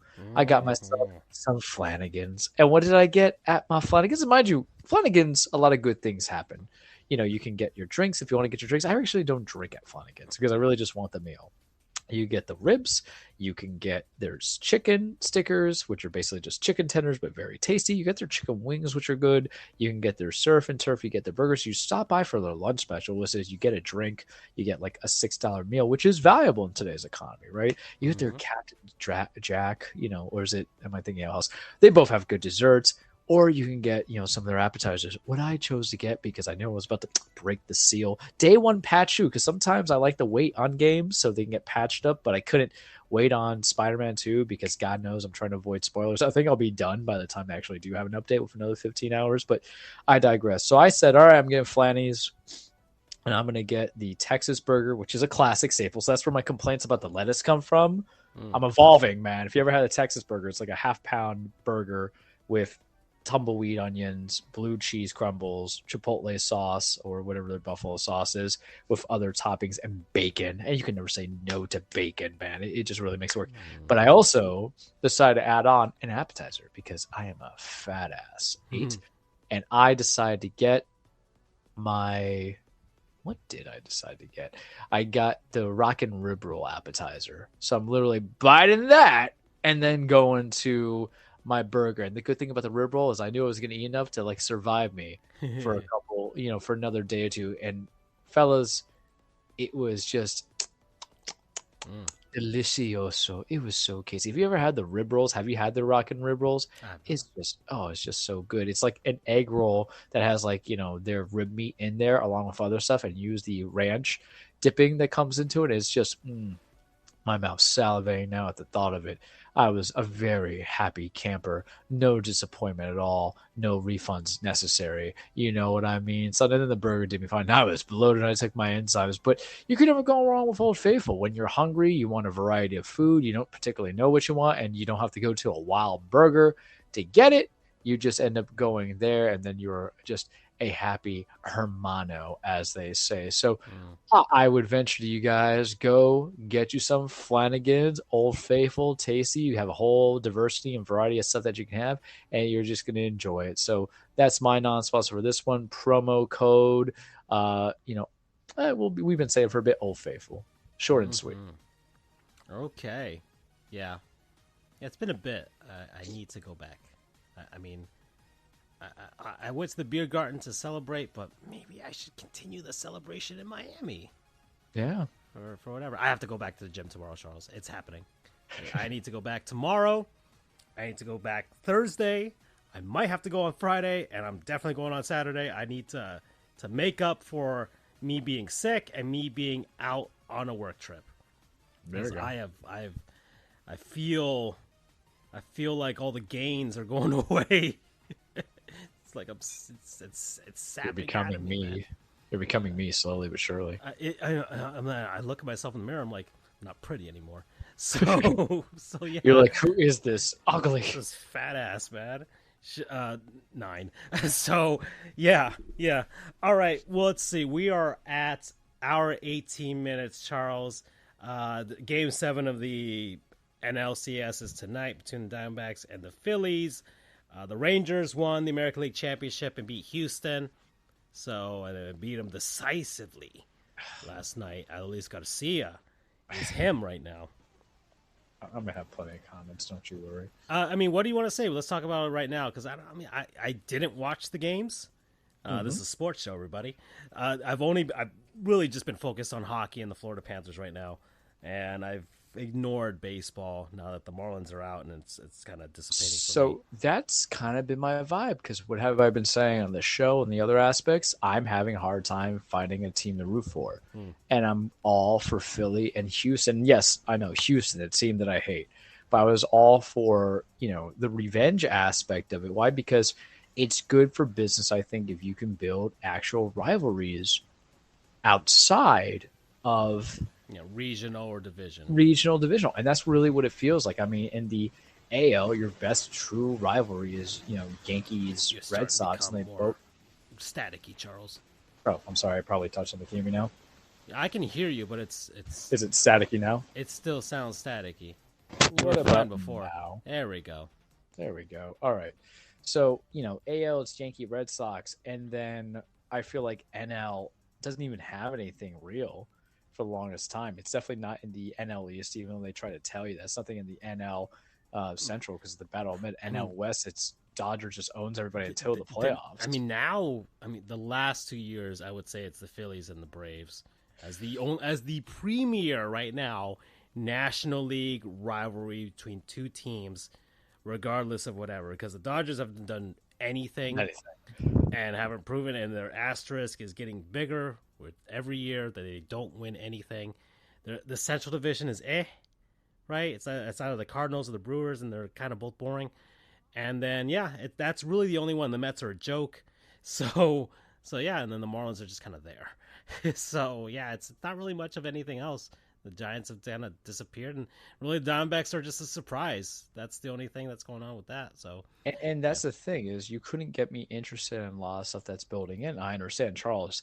I understand, and this is the Andrew argument, and I can feel it because he's a ghost and he's channeling through me. Oh, well, if it's the same two teams all the time, it's always boring. Blah blah blah blah blah. Because Charles is always saying Houston and the Dodgers, and it doesn't have the Rays, right? But my belief is that the best teams get you there. And just because Houston had injuries and they came in with a third best record doesn't mean that they were the worst team. And the same thing with the Dodgers. There could be some teams go there, but how do I want to say this?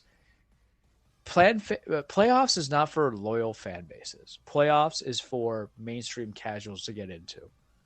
And it even takes people who have diehard teams such as the Yankees, the Marlins, and the Rays to want to support other teams in this juncture. Because truthfully, I was out of the race. I had nothing to watch. I didn't want to because I couldn't galvanize myself to people. You got me on the idea of building into it. And so when you're giving me on the NLCS one, I watched like an inning of the Diamondbacks and then they got like launched up by Philly. I know they're going to Game 7 now. I'd probably rather just watch wrestling. I think there's a story for Harper finally to win because I got to find like a storyline. I'm a wrestling fan, right? And you get the storyline of like, because everybody always gave Bryce shit for 9 maybe for leaving Washington when he had every right to. They don't want to pay anybody. If you saw how they treated Soto, I think Harper was right to leave in every aspect, right? But God knows everybody was going on the field goes, well, Washington won without him, and blah, blah, blah. I would have taken the money and run too, bro. And look what he did. He produced worth the contract. Is above that in my opinion, where he was an NL MVP, went to the World Series last year, and is on the possible cusp of getting their pitching doesn't, affect it.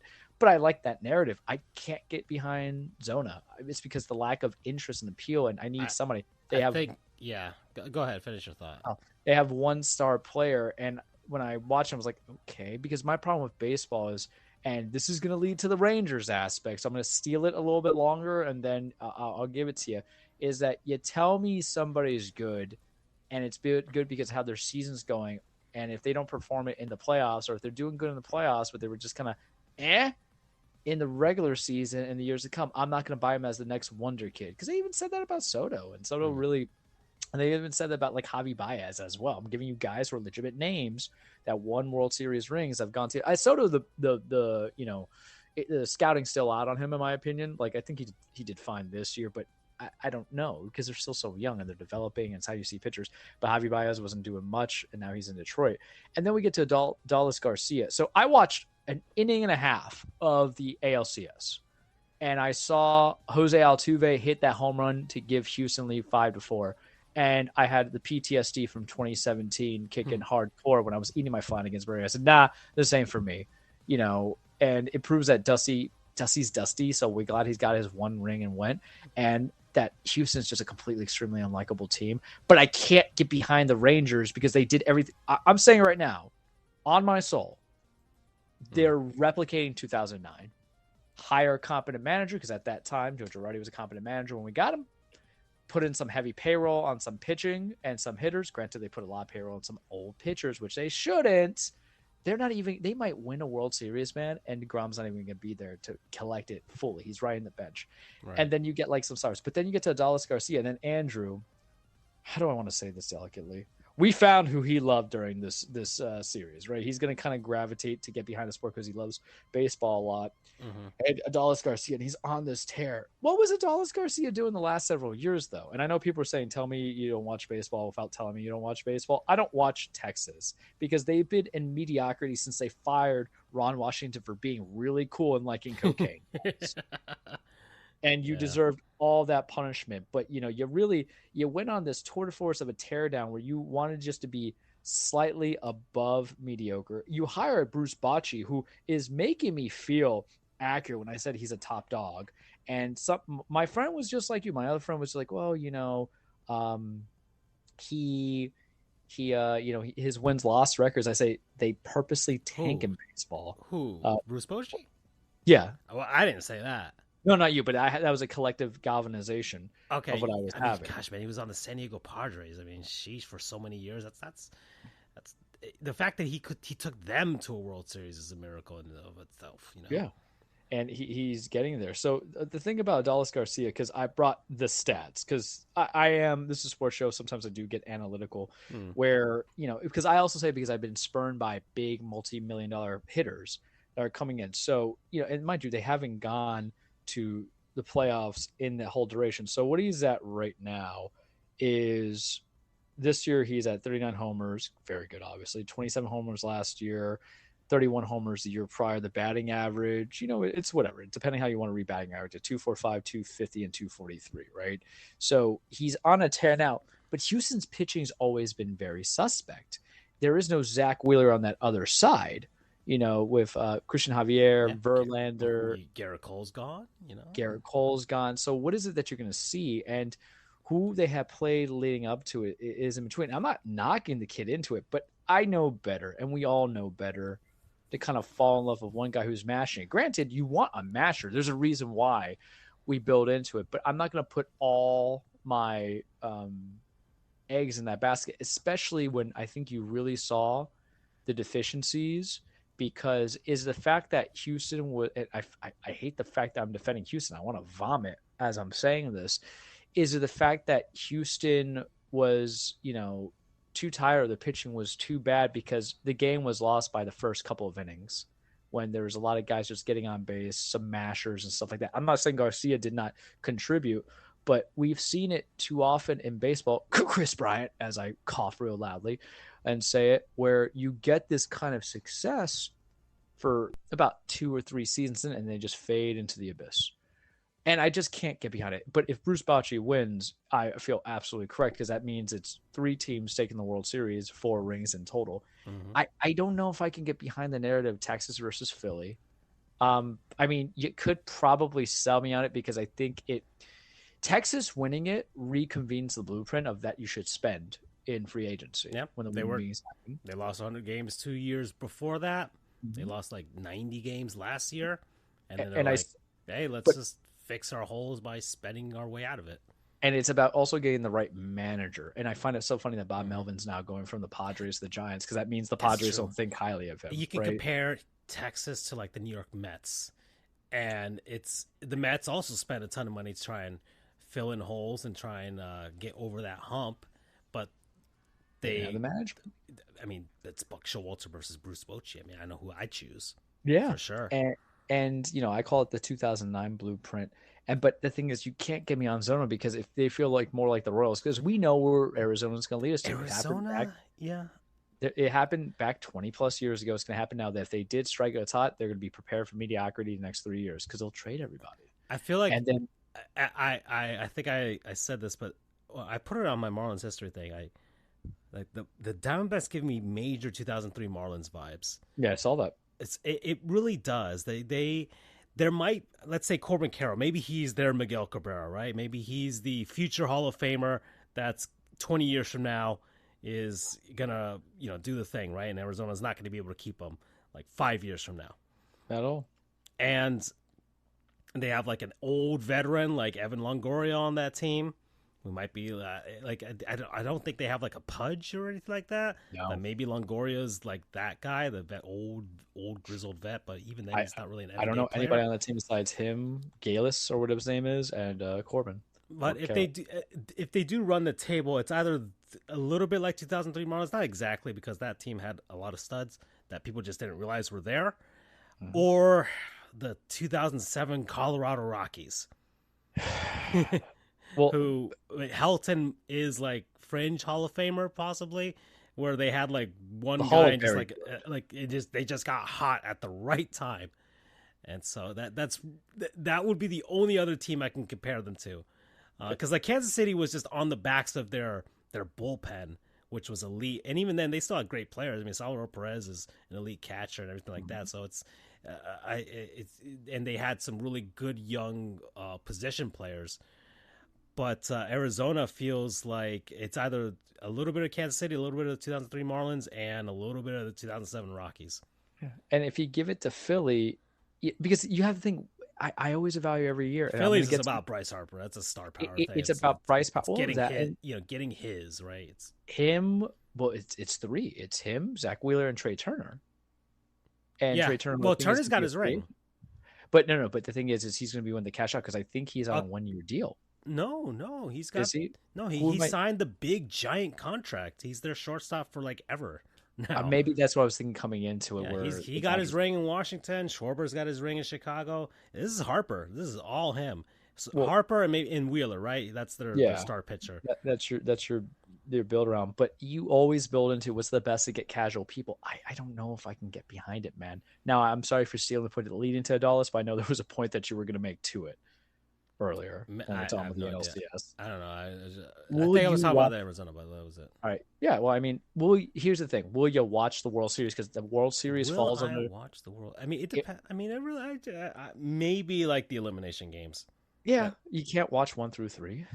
It depends. And I watched if game one is like if you look on the score and I don't know, the sports watching habits of people now are completely changed. No, I think people very rarely, even people in sports media, very rarely sit down to watch an entire full game from start to finish. And even less so people who can consume more than one of those games. Because I don't know. There's some people. Andrew's probably one of them that can probably do like the whole college football. Like, okay, I'll watch 5-6 games on Saturday, right? And a lot of people who do the NFL stuff. And I'll watch the afternoon game. I'll watch the mid afternoon game, and then I'll watch the Sunday night football game, and I'll watch Monday night football. And it's like there's some people who do that, and I other people are just like, just put red zone and I'll figure it out, right? Or me, I'm watching my stuff through Twitter. I'm like, okay, there's that game. Let me look at the highlights. Okay, cool. That guy hit a home run. That guy scored a touchdown. That guy scored a goal. And that's it. The only thing that I'm consuming are my local teams. And that's because I have now a financial incentive to do so.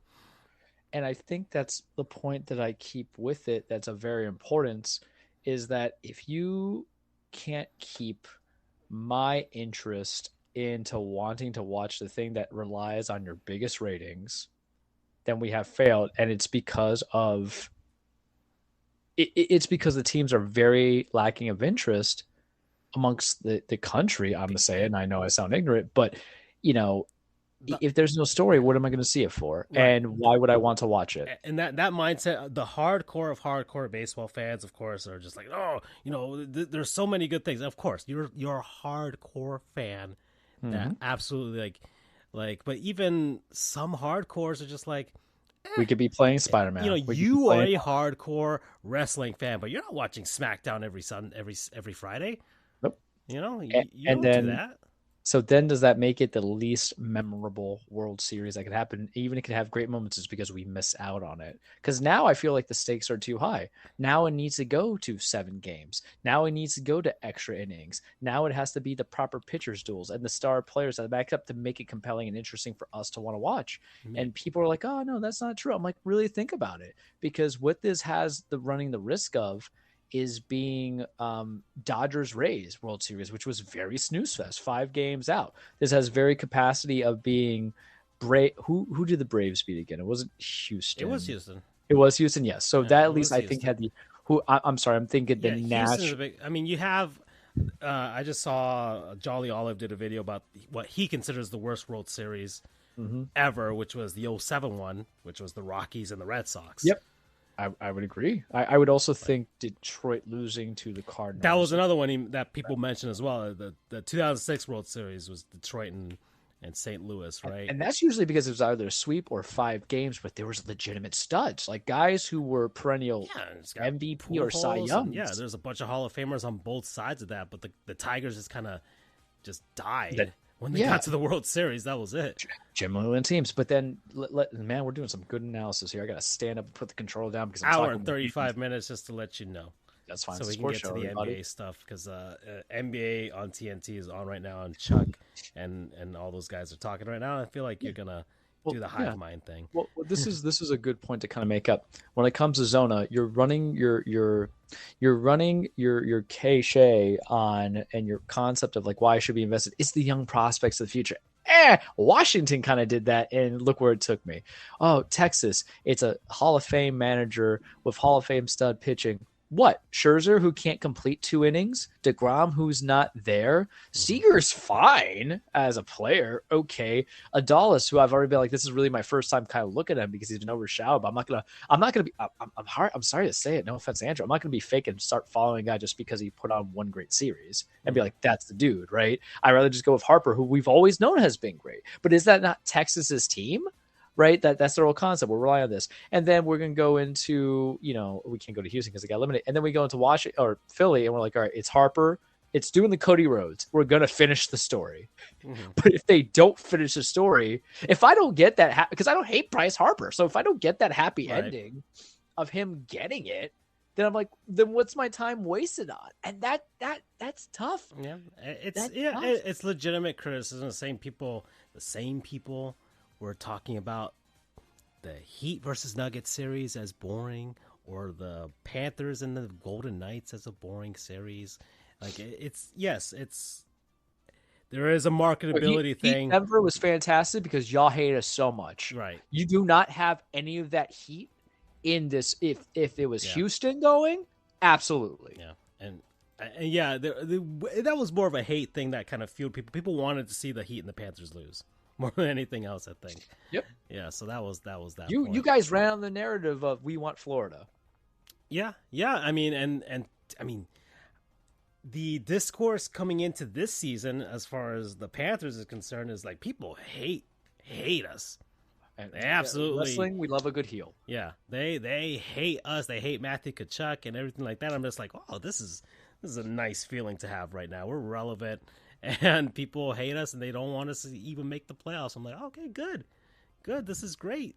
Toronto fans are still salty as ever that they lost last season, and I can laugh at them when the Blue Jays lose, and the Raptors are eventually going to lose, and the Leafs are eventually going to lose. So I can do all of that now. It's great. Okay, we're at an hour and 38 minutes, Charles. It is NBA opening night, and you said you had some thoughts. I'm going into the season pretty to be honest. That's a typical Eric Spoelstra season. Yeah, this is what 2000 and what comparison of 2000. It's every season. He's got 2019, 2020, 2021, right? She's like, okay, let's see what we've got by the end of this, and but I'll try. I will try to pay more attention to the Miami Heat, because I feel like I failed to, like most of us did. Well, there is no Heat historian. Well, there is, but I don't run that account. So there you go. But I don't like the way he runs his account, to be honest. So it's not like the way I do it. It's too much personal stuff about things that have nothing to do with the actual Miami Heat. So yeah, it gets weird like that with some of the Twitter followings where you like them, and all of a sudden they're talking about like how they can't see their kid, and you're like, dude, I'm just here for exactly. It's like Hamas. I'm like, this is a basketball page. You have a personal account. Just go say it there. Yeah, exactly. That's why I have multiple accounts, Charles. Because if like the NHL thing, the whole thing with the stick tape policy, I do Panthers historian. I'm pretty neutral for the most part, but with that stuff, I'll put it on my personal stuff, and if people hate it, they can hate it there, So that's what I do with that. Anyways, it's 1-1 between the Phillies and Diamondbacks right now. NBA season starting. I have no storylines going into the season. What's interesting, Charles, to you? Because I have no idea. The Nuggets defending their championship. I never thought I was gonna get this twice as long as I was doing the show. Do you remember Revenge Paymaker Tour when we found out about the cheating with from the Astros? And then I said the Yankees, everything was a revenge tour, the Paymaker Tour. Yeah. And this is the Paymaker Tour Volume 2 redo on the Heat and the dirt. The dirt. I remember I was the bad guy during MLB seasons for it, and the interest is like, let me see what a real constructed team looks like. Because for some reason, everybody wants to come to Miami, but, they ain't holding out. They ain't forcing hands. They ain't doing it. They ain't pulling no James Hardens to kind of get there, because you sent me the thing about the Bradley Beal, and I'm saying it right now there. Nobody wanted Bradley Beal here.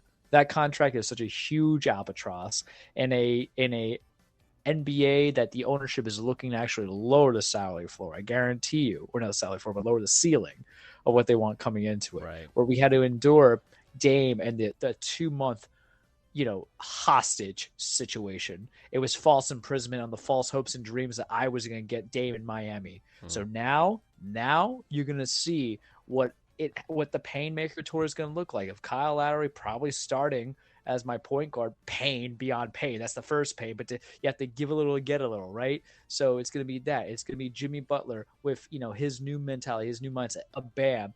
Maybe Duncan Robinson's back in the fold because we didn't trade him, so maybe he can earn his minutes. And he did find the finals where he do Tyler Hero, Revenge of the Hero, right? Return of the Hero. Let's call it like that. That's the dub. Let's see what Jamie Jaquez gets us, right? Junior, the Triple J, not Jeff Jarrett Jr., Jamie Jaquez Jr. Let's see what some of these other guys kind of build in, because the one thing I will tell you, there's no Gabe Vincent. There is, which kind of hurt a little bit. There's no other home guy that I don't remember right now who went to Cleveland because I didn't care for him. Let him be. His name will come back to me. And once you guys see him live shooting like 3 for 14, you're going to understand that pain. You're like, all right, go from there. Jimmy might miss him. I ain't going to miss him. But, I'm here to make the hard decision. We got Caleb Martin. For the first time in maybe 3 years. Richardson's back. That's interesting to me. First time, because you need a good second unit. For the first time in 3 years, I think Spo knows what he wants to do with his roster because he actually has more of a consistent pieces. What's really going to do is just expand some minutes. There is no Depot that we're waiting to hit a start-stop situation like he has for the last several years. There is no waiting until someone blossoms like it did happen with Caleb Martin and Gabe Vincent. There is none of that coming into it. There's no relying on dudes that you've never heard about building into it. This time is the time we have it. And there's some capacity to get some in-season trades because the thing is, the longer we keep Duncan Robinson each year, the more appealable his contract might be in expiring contract season. I think there's just 2 years left. But for all his defensive woes and for his ability to just kind of like stop, we're going to run that gambit because now Dame going to a team that I have no hard feelings on, and I still have no hard feelings on them. Giannis signed that big-ass extension, 3 years, $186 million. That's good. Let them be the favorites. And for some reason, the Celtics think that they're favorites with all the flurry of moves that they did, where I'm like, I mean, you got Porzingis, who I like the build-up, but everything else I'm in between. And it's the year of Jaylen Brown and Jason Tatum just not doing anything. The Knicks are still the Knicks. Philly might not even have Harden. I want to follow the narrative Paymaker tour and to see if we truly land where I think we're going to go on seeding, where I think as high we can get to 3. Okay. That's the Charles Straumas prediction. As high as 3, 4, maybe as low as 5. This is not a 6, 7, 8 team. We're not going to be on the fringe because there was so much hatred. Because it's the narrative, the storyline of revenge, Francisco. I don't care about all the other stuff. The Lakers are the Lakers. The Golden State Warriors are the Golden State Warriors. The Suns, I want to see burn badly, no pun intended, just because it's how much dudes can you go on who all need the ball in their hand to score, who are defensive liabilities. Like, remember, they traded for Bradley Beal. I mean, the Suns were part of that. Part of that swap between Portland and Milwaukee and everything like that, retooling their team. James Jones doing what he can to try and get something out of that. Chris Paul's gone, right? So, Phoenix that'll be an interesting scenario. Yeah, and so I have my opinions on it. As I told you, Frank Vogel's now the coach. Well, I'm like, I understand everything that was building with Monty being gone, but those storylines don't invest you because the only real storyline is like a bunch of young dudes keep getting paid out of fear. These big contracts that come into it, but the focus is revenge, the build up, that go from there. Because now what it's going to happen is, if you've seen how a lot of the playoffs kind of get you there, and what your current, NBA champions, the Denver Nuggets, did that a lot of other teams haven't done, that we were trying to do, is that consistency with the team chemistry and good coaching. That's going to prevail. And I am on the pain tour because I will probably watch the Portland game. I don't think they're coming to Miami this year, but if they did, I'd buy the tickets, going from it without doubt question. I said there'd be they always come. All the teams come to whatever every year. They all go at least once. But I'm ready for that pain because the problem is that I have to find a storyline to get behind because we know Portland's going to suck this season. They're going to suck forever. So I need my revenge, my painstaking tour, the revenge of the hero. is to kind of show you guys that even without Dame, we can still do it. And I'm terrified of Milwaukee. That is the best built team. Why do we even have the salary cap between what Milwaukee has and then what Phoenix is doing? And even to luxury, man. That's what you do. Yeah, and I think, you know, Mickey and Pat and everybody else can kind of get pissed off and buy next year if they want to. I think that we do. I think we do next year. I think you want to see where it all kind of builds in, but that you want to see what this is and see if it's really worth it, because it's about well-coached teams. But I think next year it's not about going for the whale. I think Pat used that a lot, but this time it's going to be like an FU. I'm going to start taking steroids now. That is the one storyline I'm going to see, because basketball season doesn't start today. It does, but it really starts in January. Yeah, and we've talked about this numerous times, but that is the energy. That's the reason why we have this new in-season tournament thing, because they're trying to make the first half of the season interesting for. But understand, I'm going to dunk on it. I'm going to dunk on it. If I see tomorrow that the Miami Heat are the 1 seed and it's only 2 games, 3 games, 4 games in the season, I'm not going to shut up about it. That's the energy. That is the vibe that you guys are going to get. Because we have no choice but to be. I never thought I would get Revenge Tour Painmaker 2020-19, I think is what we dubbed it as. Now you're getting Revenge Tour Painmaker 2023 going to 2020. Imagine Parakeet Cortez if that happens, right? Oh yeah. Well, I think he's channeling this. He follow him on the 20. He's freaking funny. But that's the high end energy of it. Just call in the Boston radio as well. Yeah. Well. All right, we're at hour 47, Charles. I think we should hop on to the petty train. Let's do it. And talk about the NFL real quick. I will tell you this. I did not pay much attention at all. This has been such a disinteresting NFL. I haven't watched any games, man. Yeah, well, I mean, and once again, we can skim through it and just kind of give our thoughts on, like, the scores and stuff. I did pay attention to the Dolphins. Of course I did, because I need the narrative that I am trying to put out there, and the Philadelphia Eagles kind of did it for me already, and much like I thought that they would. Boy, man, I feel like Andrew became a super Miami fan if you were following his Twitter, because all he was is complaining about the refs in that game. But continue. With the Canes? No. Dolphins. Okay. About how there was no penalties call on Philly. I'm like, oh, you're wearing aqua and teal now, bud? Oh no. Anyways, the Dolphins the Dolphins cannot beat any real teams. And I've said this already. I look, they finally reached the level where they can beat the teams that they're supposed to beat. They can beat the teams that are mid, even though they think they're better than they are, but they're actually mid. But they cannot go up against the top dogs of the NFL and teams that they will be contending with come playoff time. Because I still think they're going to make the playoffs. They already got 5 victories. That's very hard to squander. The Eagles come in, or they go to Philadelphia, and then the Eagles, the game is somewhat close starting out, but then the Eagles space it out. And I'm not blaming the refs or anything whatsoever. Get good. Tua, 1 touchdown, 1 interception. Yeah. You know, Raheem Mostert was just 45 yards. The run game wasn't working for the Dolphins this time. Weren't you guys down? Lost like 31-17 too? Yeah, it was a 31-17 game. The run game was not working. The Philadelphia just took it to them, and your boy AJ Brown got his 137 yards and his touchdown as well, right?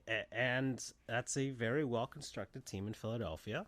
They had 1 loss. It's okay, fine. They lost 1 game. That's cool. They now got better with Kevin Byard. Yeah, that's true. That is true as well. But Miami still is a team that is everything's hanging by a thread. What happens when the run game isn't working? What happens when Tua can't throw it? They can't outgun you as far as the passing game. The Dolphins have really nothing, to be honest. No real diversity from there. I think, yes, it's very flashy, it's very cool and everything like that, but I think come playoff time, especially come these types of games, the Dolphins are lacking, and they can't win these types of games.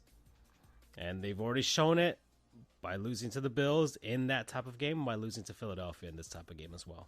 in this type of playoff atmosphere game where defense suddenly becomes more tantamount and much more important, and the teams that can scheme that better can find a way to beat the Dolphins at what they do. So that's my assessment on the Dolphins game. I did watch Twitter highlights and everything like that, and I did see the mountains of complaints that people did, and I haven't listened to any of the local sports stuff or the Dan Le Batard show, Local Hour, anything like that about it, because I am just kind of basking in this right now. Unless in this narrative, and I'll just say to this: unless it's a holding. Unless it's a holding in the goal line situation where it would have cost you a touchdown, the mere prospect that added penalties could have gotten you a touchdown is erroneous. There's 3 things that can happen near the goal line, kids. Field goal, touchdown, turnover, or downs. So 4, turnover and downs. You're not guaranteed anything. And it goes back to what I kind of hate about the sport is that we sometimes cater on the fantasy level of the mere possibility that you could get a touchdown. And it doesn't work, especially with the way that offense was being ran. That's a new thing in NHL. The new hot thing is expected goals, Charles. What goals were you expected to get? I personally like it because it does say something about your offense, but at the same time, when you don't execute, it is very telling when you see expected goals very high and actual goals very low. So there's some things with that. Anyways, so that was the Dolphins game. That's the other thing. So that was what I wanted to start with. So we'll run down the list. Charles, I think your Titans were off, right? Yeah, we're off. But we did some moves. We traded Kevin Byard. Everybody has texted me saying that we were just blowing up. Byard is 30. He has 2 years left on his contract. He didn't want to play with us. We've been wanting to restructure. He wouldn't do it. We got Terrell Edmonds. He's on a 1-year deal, but he was a former first rounder, so maybe there's potential. We got a 5 and a 6. It's fine. I think you guys just don't understand how it goes with money and when you're building to the future. And we're just trying to open up a lot of cap. Next year is either we're going to sign somebody big or just spray around to put the money equally. It's figure out how to play the game, but we were off. I think we play the Falcons next. So we have the Jacksonville Jaguars and the New Orleans Saints. Jacksonville won 31-24. Anything? Derek Carr is not a good quarterback, and we defend him a lot. Yeah. That's all I can say to that. You're white bread quarterbacks, so there's one. But he's not. Remember, it's young white bread quarterbacks. Okay, young white bread. Okay, that's the 2 guys I was born. Don't worry, my humble pie is coming to dish out. Right. I'm gonna serve it. How about our favorite low brain quarterback, Charles? Dude, he's so bad. 3 fumbles. One of them would have been a guaranteed. He didn't have an interception. He didn't have an interception, but 3 what quarterback do you know that has 3 fumbles losing, especially since he lost that one going to the goal line? They still won because, it came down to an overtime and a kick that didn't happen. But man, Desmond Ridder, and I've been dogging on Desmond Ridder like this entire season. I'm sure he's a nice guy, but there's Andrew, who's a big proponent of the American Andrew still, spirits possess me. He still thinks if Mackenzie Milton did not get hurt, he would have been a 2nd-round quarterback drafted and been a star and probably won 3 MVPs at this point. You watched people play against other teams outside their conference when they already play in bad conferences, and then you see they're not up to stuff. That's Desmond Ridder. And I understand he won the game, but did he really win it, or was it his team that won it? That's all I'll say about him. All righty. And I play him this week, so it's let's see what happens. He'll probably tear us up. Yes. Next is the Chicago Bears beat the Vegas Raiders. How does Josh McDaniels have a job? He was such a bad hire. But you know what? Good. Mark Davis deserves that kind of pain. When you've built a better roster in WNBA, congratulations to Las Vegas. Was it Sparks? Aces. Aces. Thank you. I don't follow the WNBA. I always feel like they have 2 seasons a year, but it's only 1. Apparently, and it's a 5-game series for their finals. I'm it just goes by very quickly. But congrats to them. But Mark Davis, the Davises have always been terrible. They are that I have no pity for them kind of vibe, and I would not have touched Josh McDaniels with a heartbeat. And he started Brian Hoyer instead of Aiden O'Connell, as Jimmy Guapo was injured, and I'm just how do you function? What is the dick riding 11 of your love of former Patriots, man? At least Jimmy G, you can kind of sell me on him a little bit as saying, hey, he's Arnold Potato Bread, kind of expensive but better than what you got at great value. But Brian Hoyer, I really just take a chance with the other kid. Yeah. And Josh Jacobs is not doing anything. And I don't know if it's because Josh Jacobs is now bad or just that team is bad under what McDaniels is calling. I'd say the latter. Yeah. I think a lot of guys that probably would show out a little bit better with a different coach or in a different scenario, different team. All right, Cleveland beat Indianapolis 39-38. Man, I gotta tell you, in all seriousness, You like the Browns? I don't like the Browns because I hate Deshaun, and I think Kevin Stefanski's kind of an idiot. I respect the hell out of Myles Garrett. That man is good. Yeah, I think out of everything, I think people are disappointed that, oh man, why does he have to be on that team? Yeah. Like, I would give my left nut to Gavin on my team. Not like the Titans' defensive line is bad; it's excellent. But we love you, Nico Autry, and everybody else, and Jeffrey Simmons and all that. But man, I gotta tell you, I saw that field goal block, and I was like in love. He is just a 5-tool player is the word we hear a lot, right? And I'm feeling it. It's just so good. Yeah, he's something else. Let's keep going here. So that was Cleveland, and New York Giants beat the Commanders 14-7. I really want Tyrod Taylor to keep that job. Yeah. It's like Daniel Jones. I have been on the anti-Daniel Jones train for a very long time. I did not see it. And now we have that, and I was like, bruh, how we going to keep to it in that sense? Yeah. Well, that's going against your white bread, young white bread quarterback. So, but I've only really defended two. But Daniel Jones, remember, it was from the same draft class as well. He was not. Saquon's still kind of hurt. Tyrod was always kind of like the safe bet. But sometimes the safe bet's okay. You marry the guy with the mortgage and the house almost paid off, right? You don't marry the guy who has like 3 baby mamas and stuff like that and drive his mom's car, such as Wild Burgers. The Ravens beat the Lions. Man. Now John Harbaugh hurt us. John Harbaugh heard us say a lot of stuff, right? He was like, you're just ruining Lamar. You're ruining Lamar. You're ruining Lamar. Now he's like, hey, we're just going to let Lamar shine. It gets a team that we all propelled because we like Dan Campbell, and then they just got sent home early. Don't be Sean Payton, John. Don't be Sean Payton. Well, right? But man, it was some stuff. Here's a white bread quarterback winning. Patriots, Bills. Man, remember how we started like the season a little bit last year and then continuing this season as well, where I'm just like, is Josh Allen going to become my Aaron Rodgers, where you guys just tell me he's good and then on paper maybe it fits, but when you see it all cultivate together, it just doesn't make sense because there's always someone going to make an excuse for somebody, such as Ken Dorsey is his quarterback's coach or offensive coordinator, and all this. It's kind of mounting. Is it they don't have a running game? Well, they have James Cook, who's a second rounder. They had Damian Harris, who got hurt. They got Stephon Diggs. They drafted, the tight end, in the first round. Their defensive guys are still noticeable. I'm like, what do you want? And you couldn't move on a Bill Belichick team, and the entire team itself is fraudulent. We've been saying it for 2 years that they're fraudulent, 3 years. And it just rubbed the wrong way because you were kind of complaining about the overtime stuff, and now you lost to the safe Mac Jones, the white bread, right, who was just kind of slicing and dicing on short routes, but even you took the lead.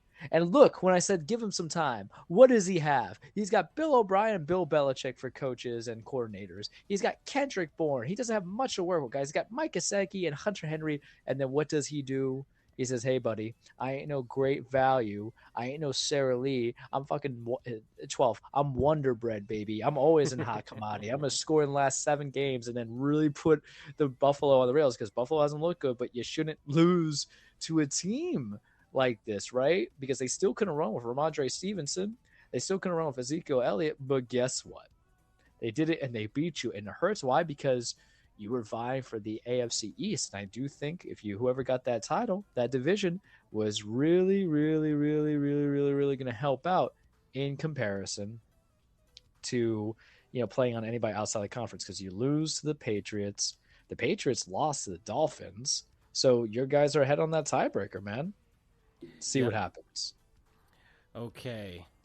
So that's Bills, Patriots. Let's keep going. We've got the Seahawks beat Arizona. Okay. We'll move on. Good. Listen. Hold on. Tank. Not just that, but remember when I said San Fran, watch out a little bit? San Fran's kind of been stinking. Seattle's right there. Pittsburgh beat the Rams 24-17. Bullshit call. That's 13.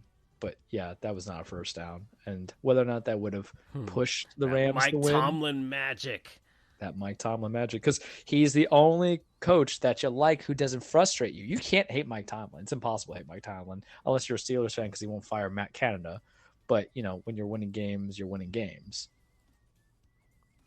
4-2. Let's see. The Chiefs beat the Chargers. It's time. It's time. It's time to admit something, to say something. Something has to be done. Maybe Justin Herbert isn't as good as we think he is. Maybe he's just built on the success of Keenan Allen and Mike Williams and whoever they have with Austin Eckler. Maybe Brandon Staley should have been fired immediately. Maybe Justin Herbert is just your Ryan Tannehill extension, right? I think, we'll see. I think it's all going to depend on what happens with the new coach because Staley's not staying. Because if I gave that ish to Josh Allen, when I said on paper all looks good and stuff, but it's not worth it, I think the only difference between him and Allen is the fact that Allen's been to the playoffs a lot. Whereas, homie went once last year and just didn't yield good rewards because homeboy was, dry with Brandon Staley's play calling. All right. Denver beat Green Bay. That's not fair. That's not fair. Like, neither team looked good. That was a tank bowl. So it really, the problem is one's maybe tanking, the idea of you can get better draft picks if you're still getting stuff, but the other one's really just kind of like trying to figure out if they should sell or not at 2 and 5, you should contemplate selling. You've already sold as it is. And finally, the Niners lose to Minnesota.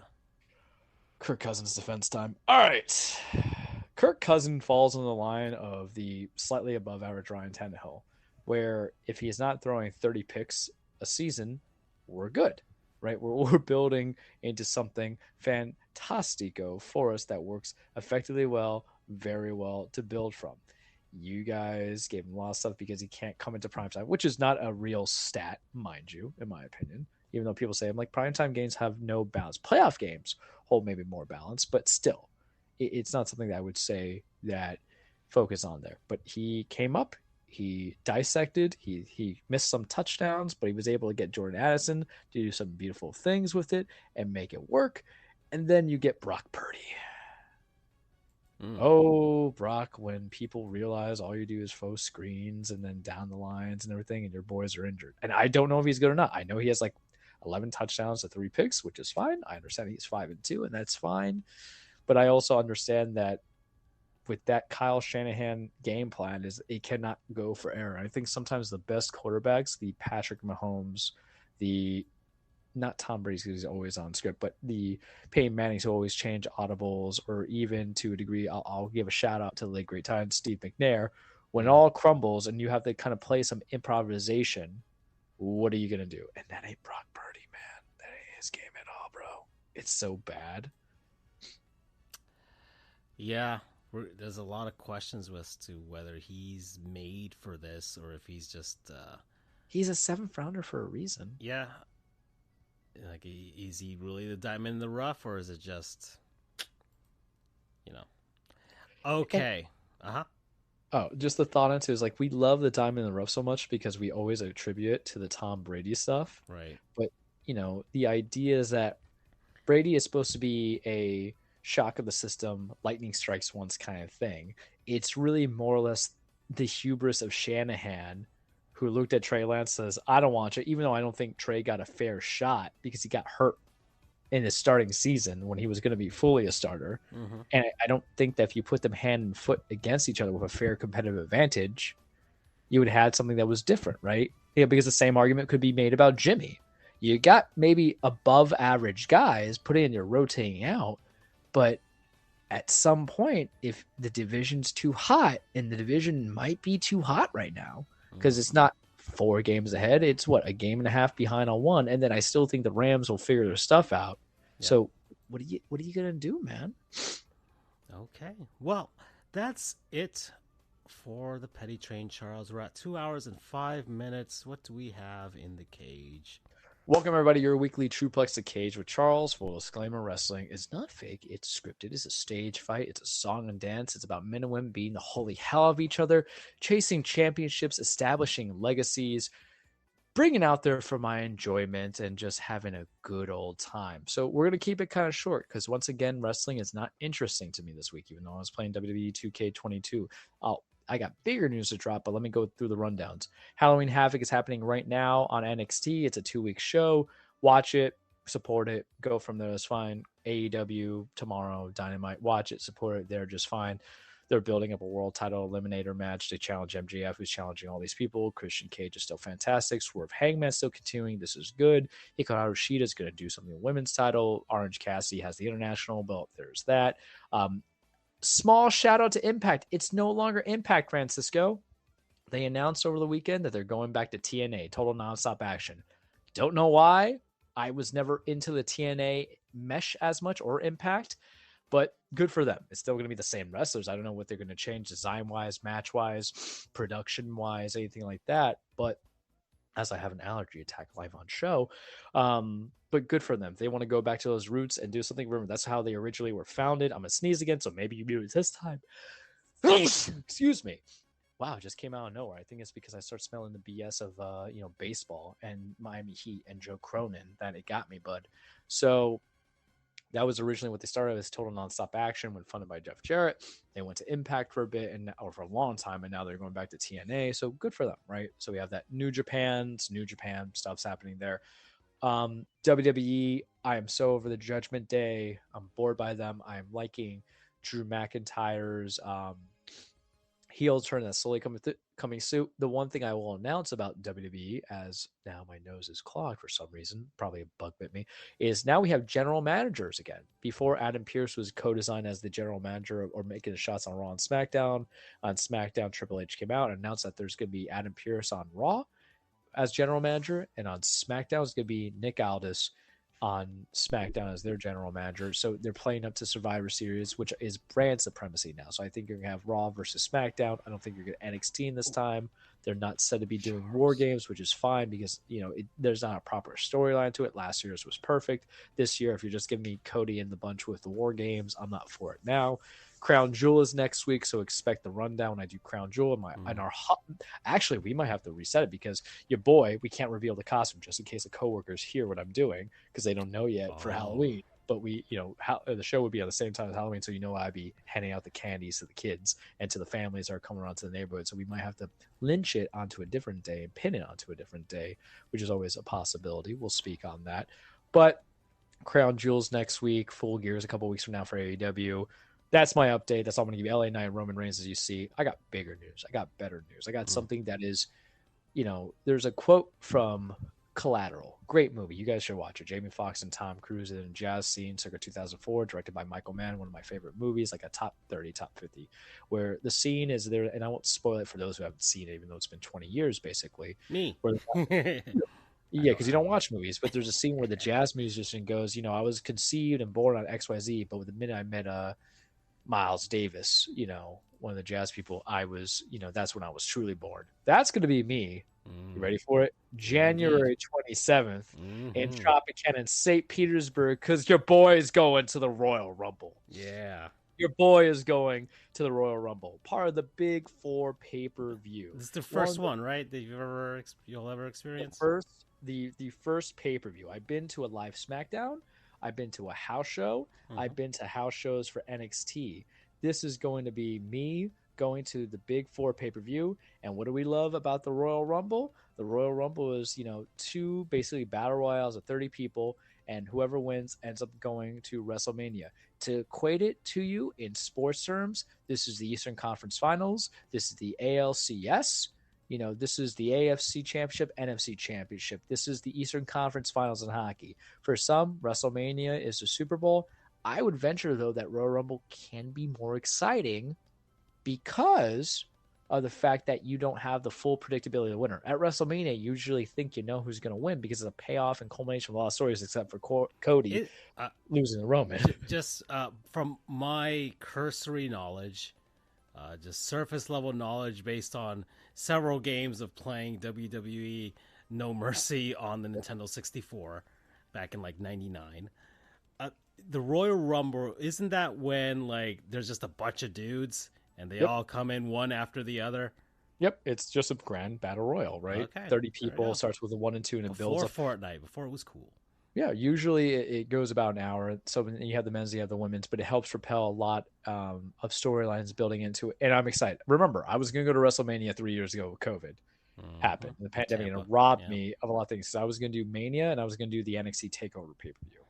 And I'm going with my paralegal, and we had discussed it. And he's like, nosebleeds. I'm like, absolutely not. You know, he's like, well, this is the budget. I'm like, we will find a way. And damn it, they're going to be, and it's the tropping. You know, I hate the tropping. I'm afraid that when I sit down, I'm going to have like a new kind of like, you know, a catwalk is going to be in your way. Yeah. Wait, where are your seats? Hold on. Where are your seats? So I thought I screenshotted it. And if I did, I was going to have I just don't remember exactly. It is like, in section H. Like, is it all right? Like, in terms of the baseball field, where would you be sitting at?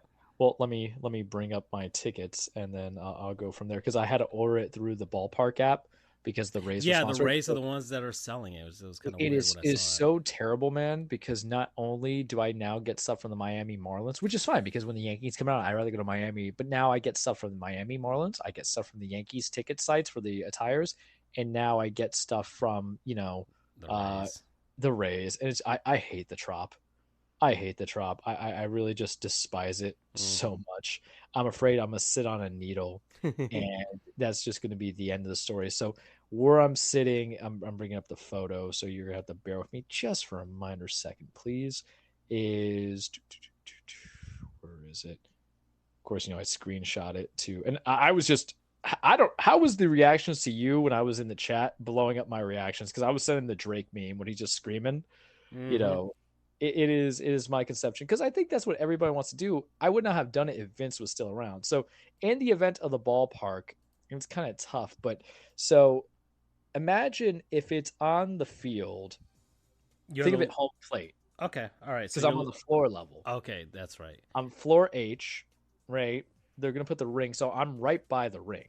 Okay. And I'm seeing it at a television angle, not with. You're on the floor. You are on the floor. You're not in the lower bowl. You're not in the upper deck. I'm going to send it to the chat so you can kind of get an understanding of it. And it's just floor H that I'm at. So it's floor H. And I see it. Yeah. You're basically, you're at home plate, basically. Yeah. I'm at home plate, and it's, our tickets are floor H, row 21, seat 17. So because I told Derek, I'm like, I want to sit where I can see the entrances where people are running into the Royal Rumble because, you know, so there's some returns, there's legends. Coming in from basically like the Rays dugout. Yeah.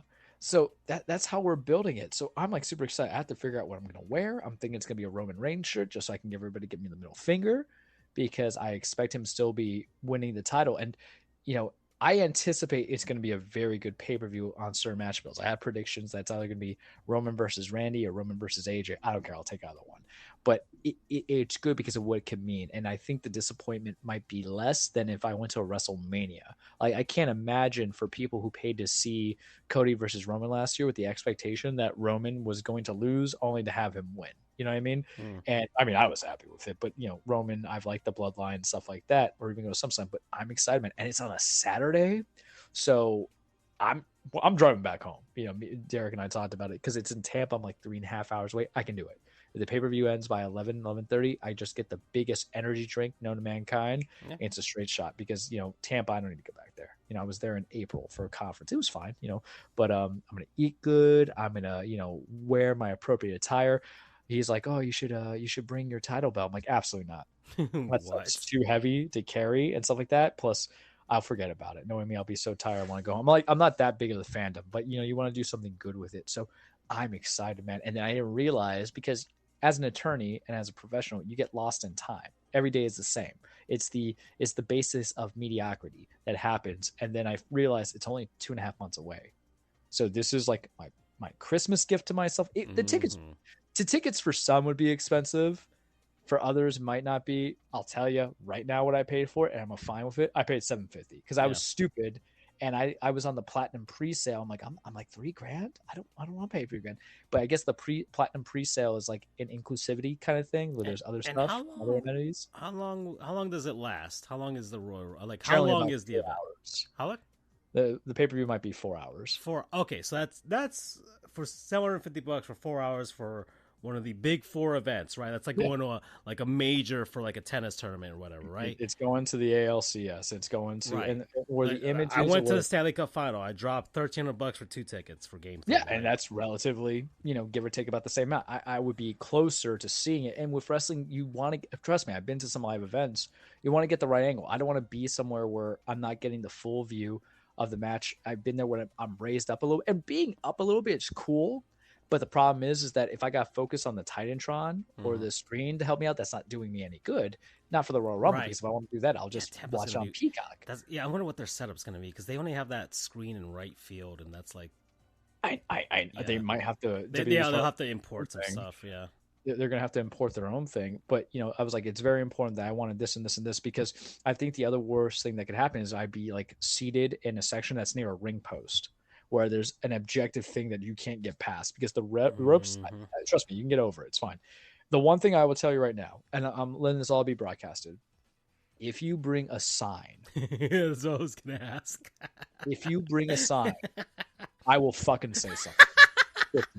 I did that once when I went to the SmackDown Christmas tour a couple years ago with girl I was seeing, and it was a good main event. Jinder Mahal, John Cena, AJ Styles in a tables match. And the thing is, she is a big Cena fan, and she was putting the sign up, and no one want to say something. This is like the main event of the house show with some great legends. And I was like, put down the sign. No one can see. Stop being selfish. And I said it like that. I don't bring in the fight. I don't use the curse words when I stand up with people. I'm gonna give you guys some free advice here.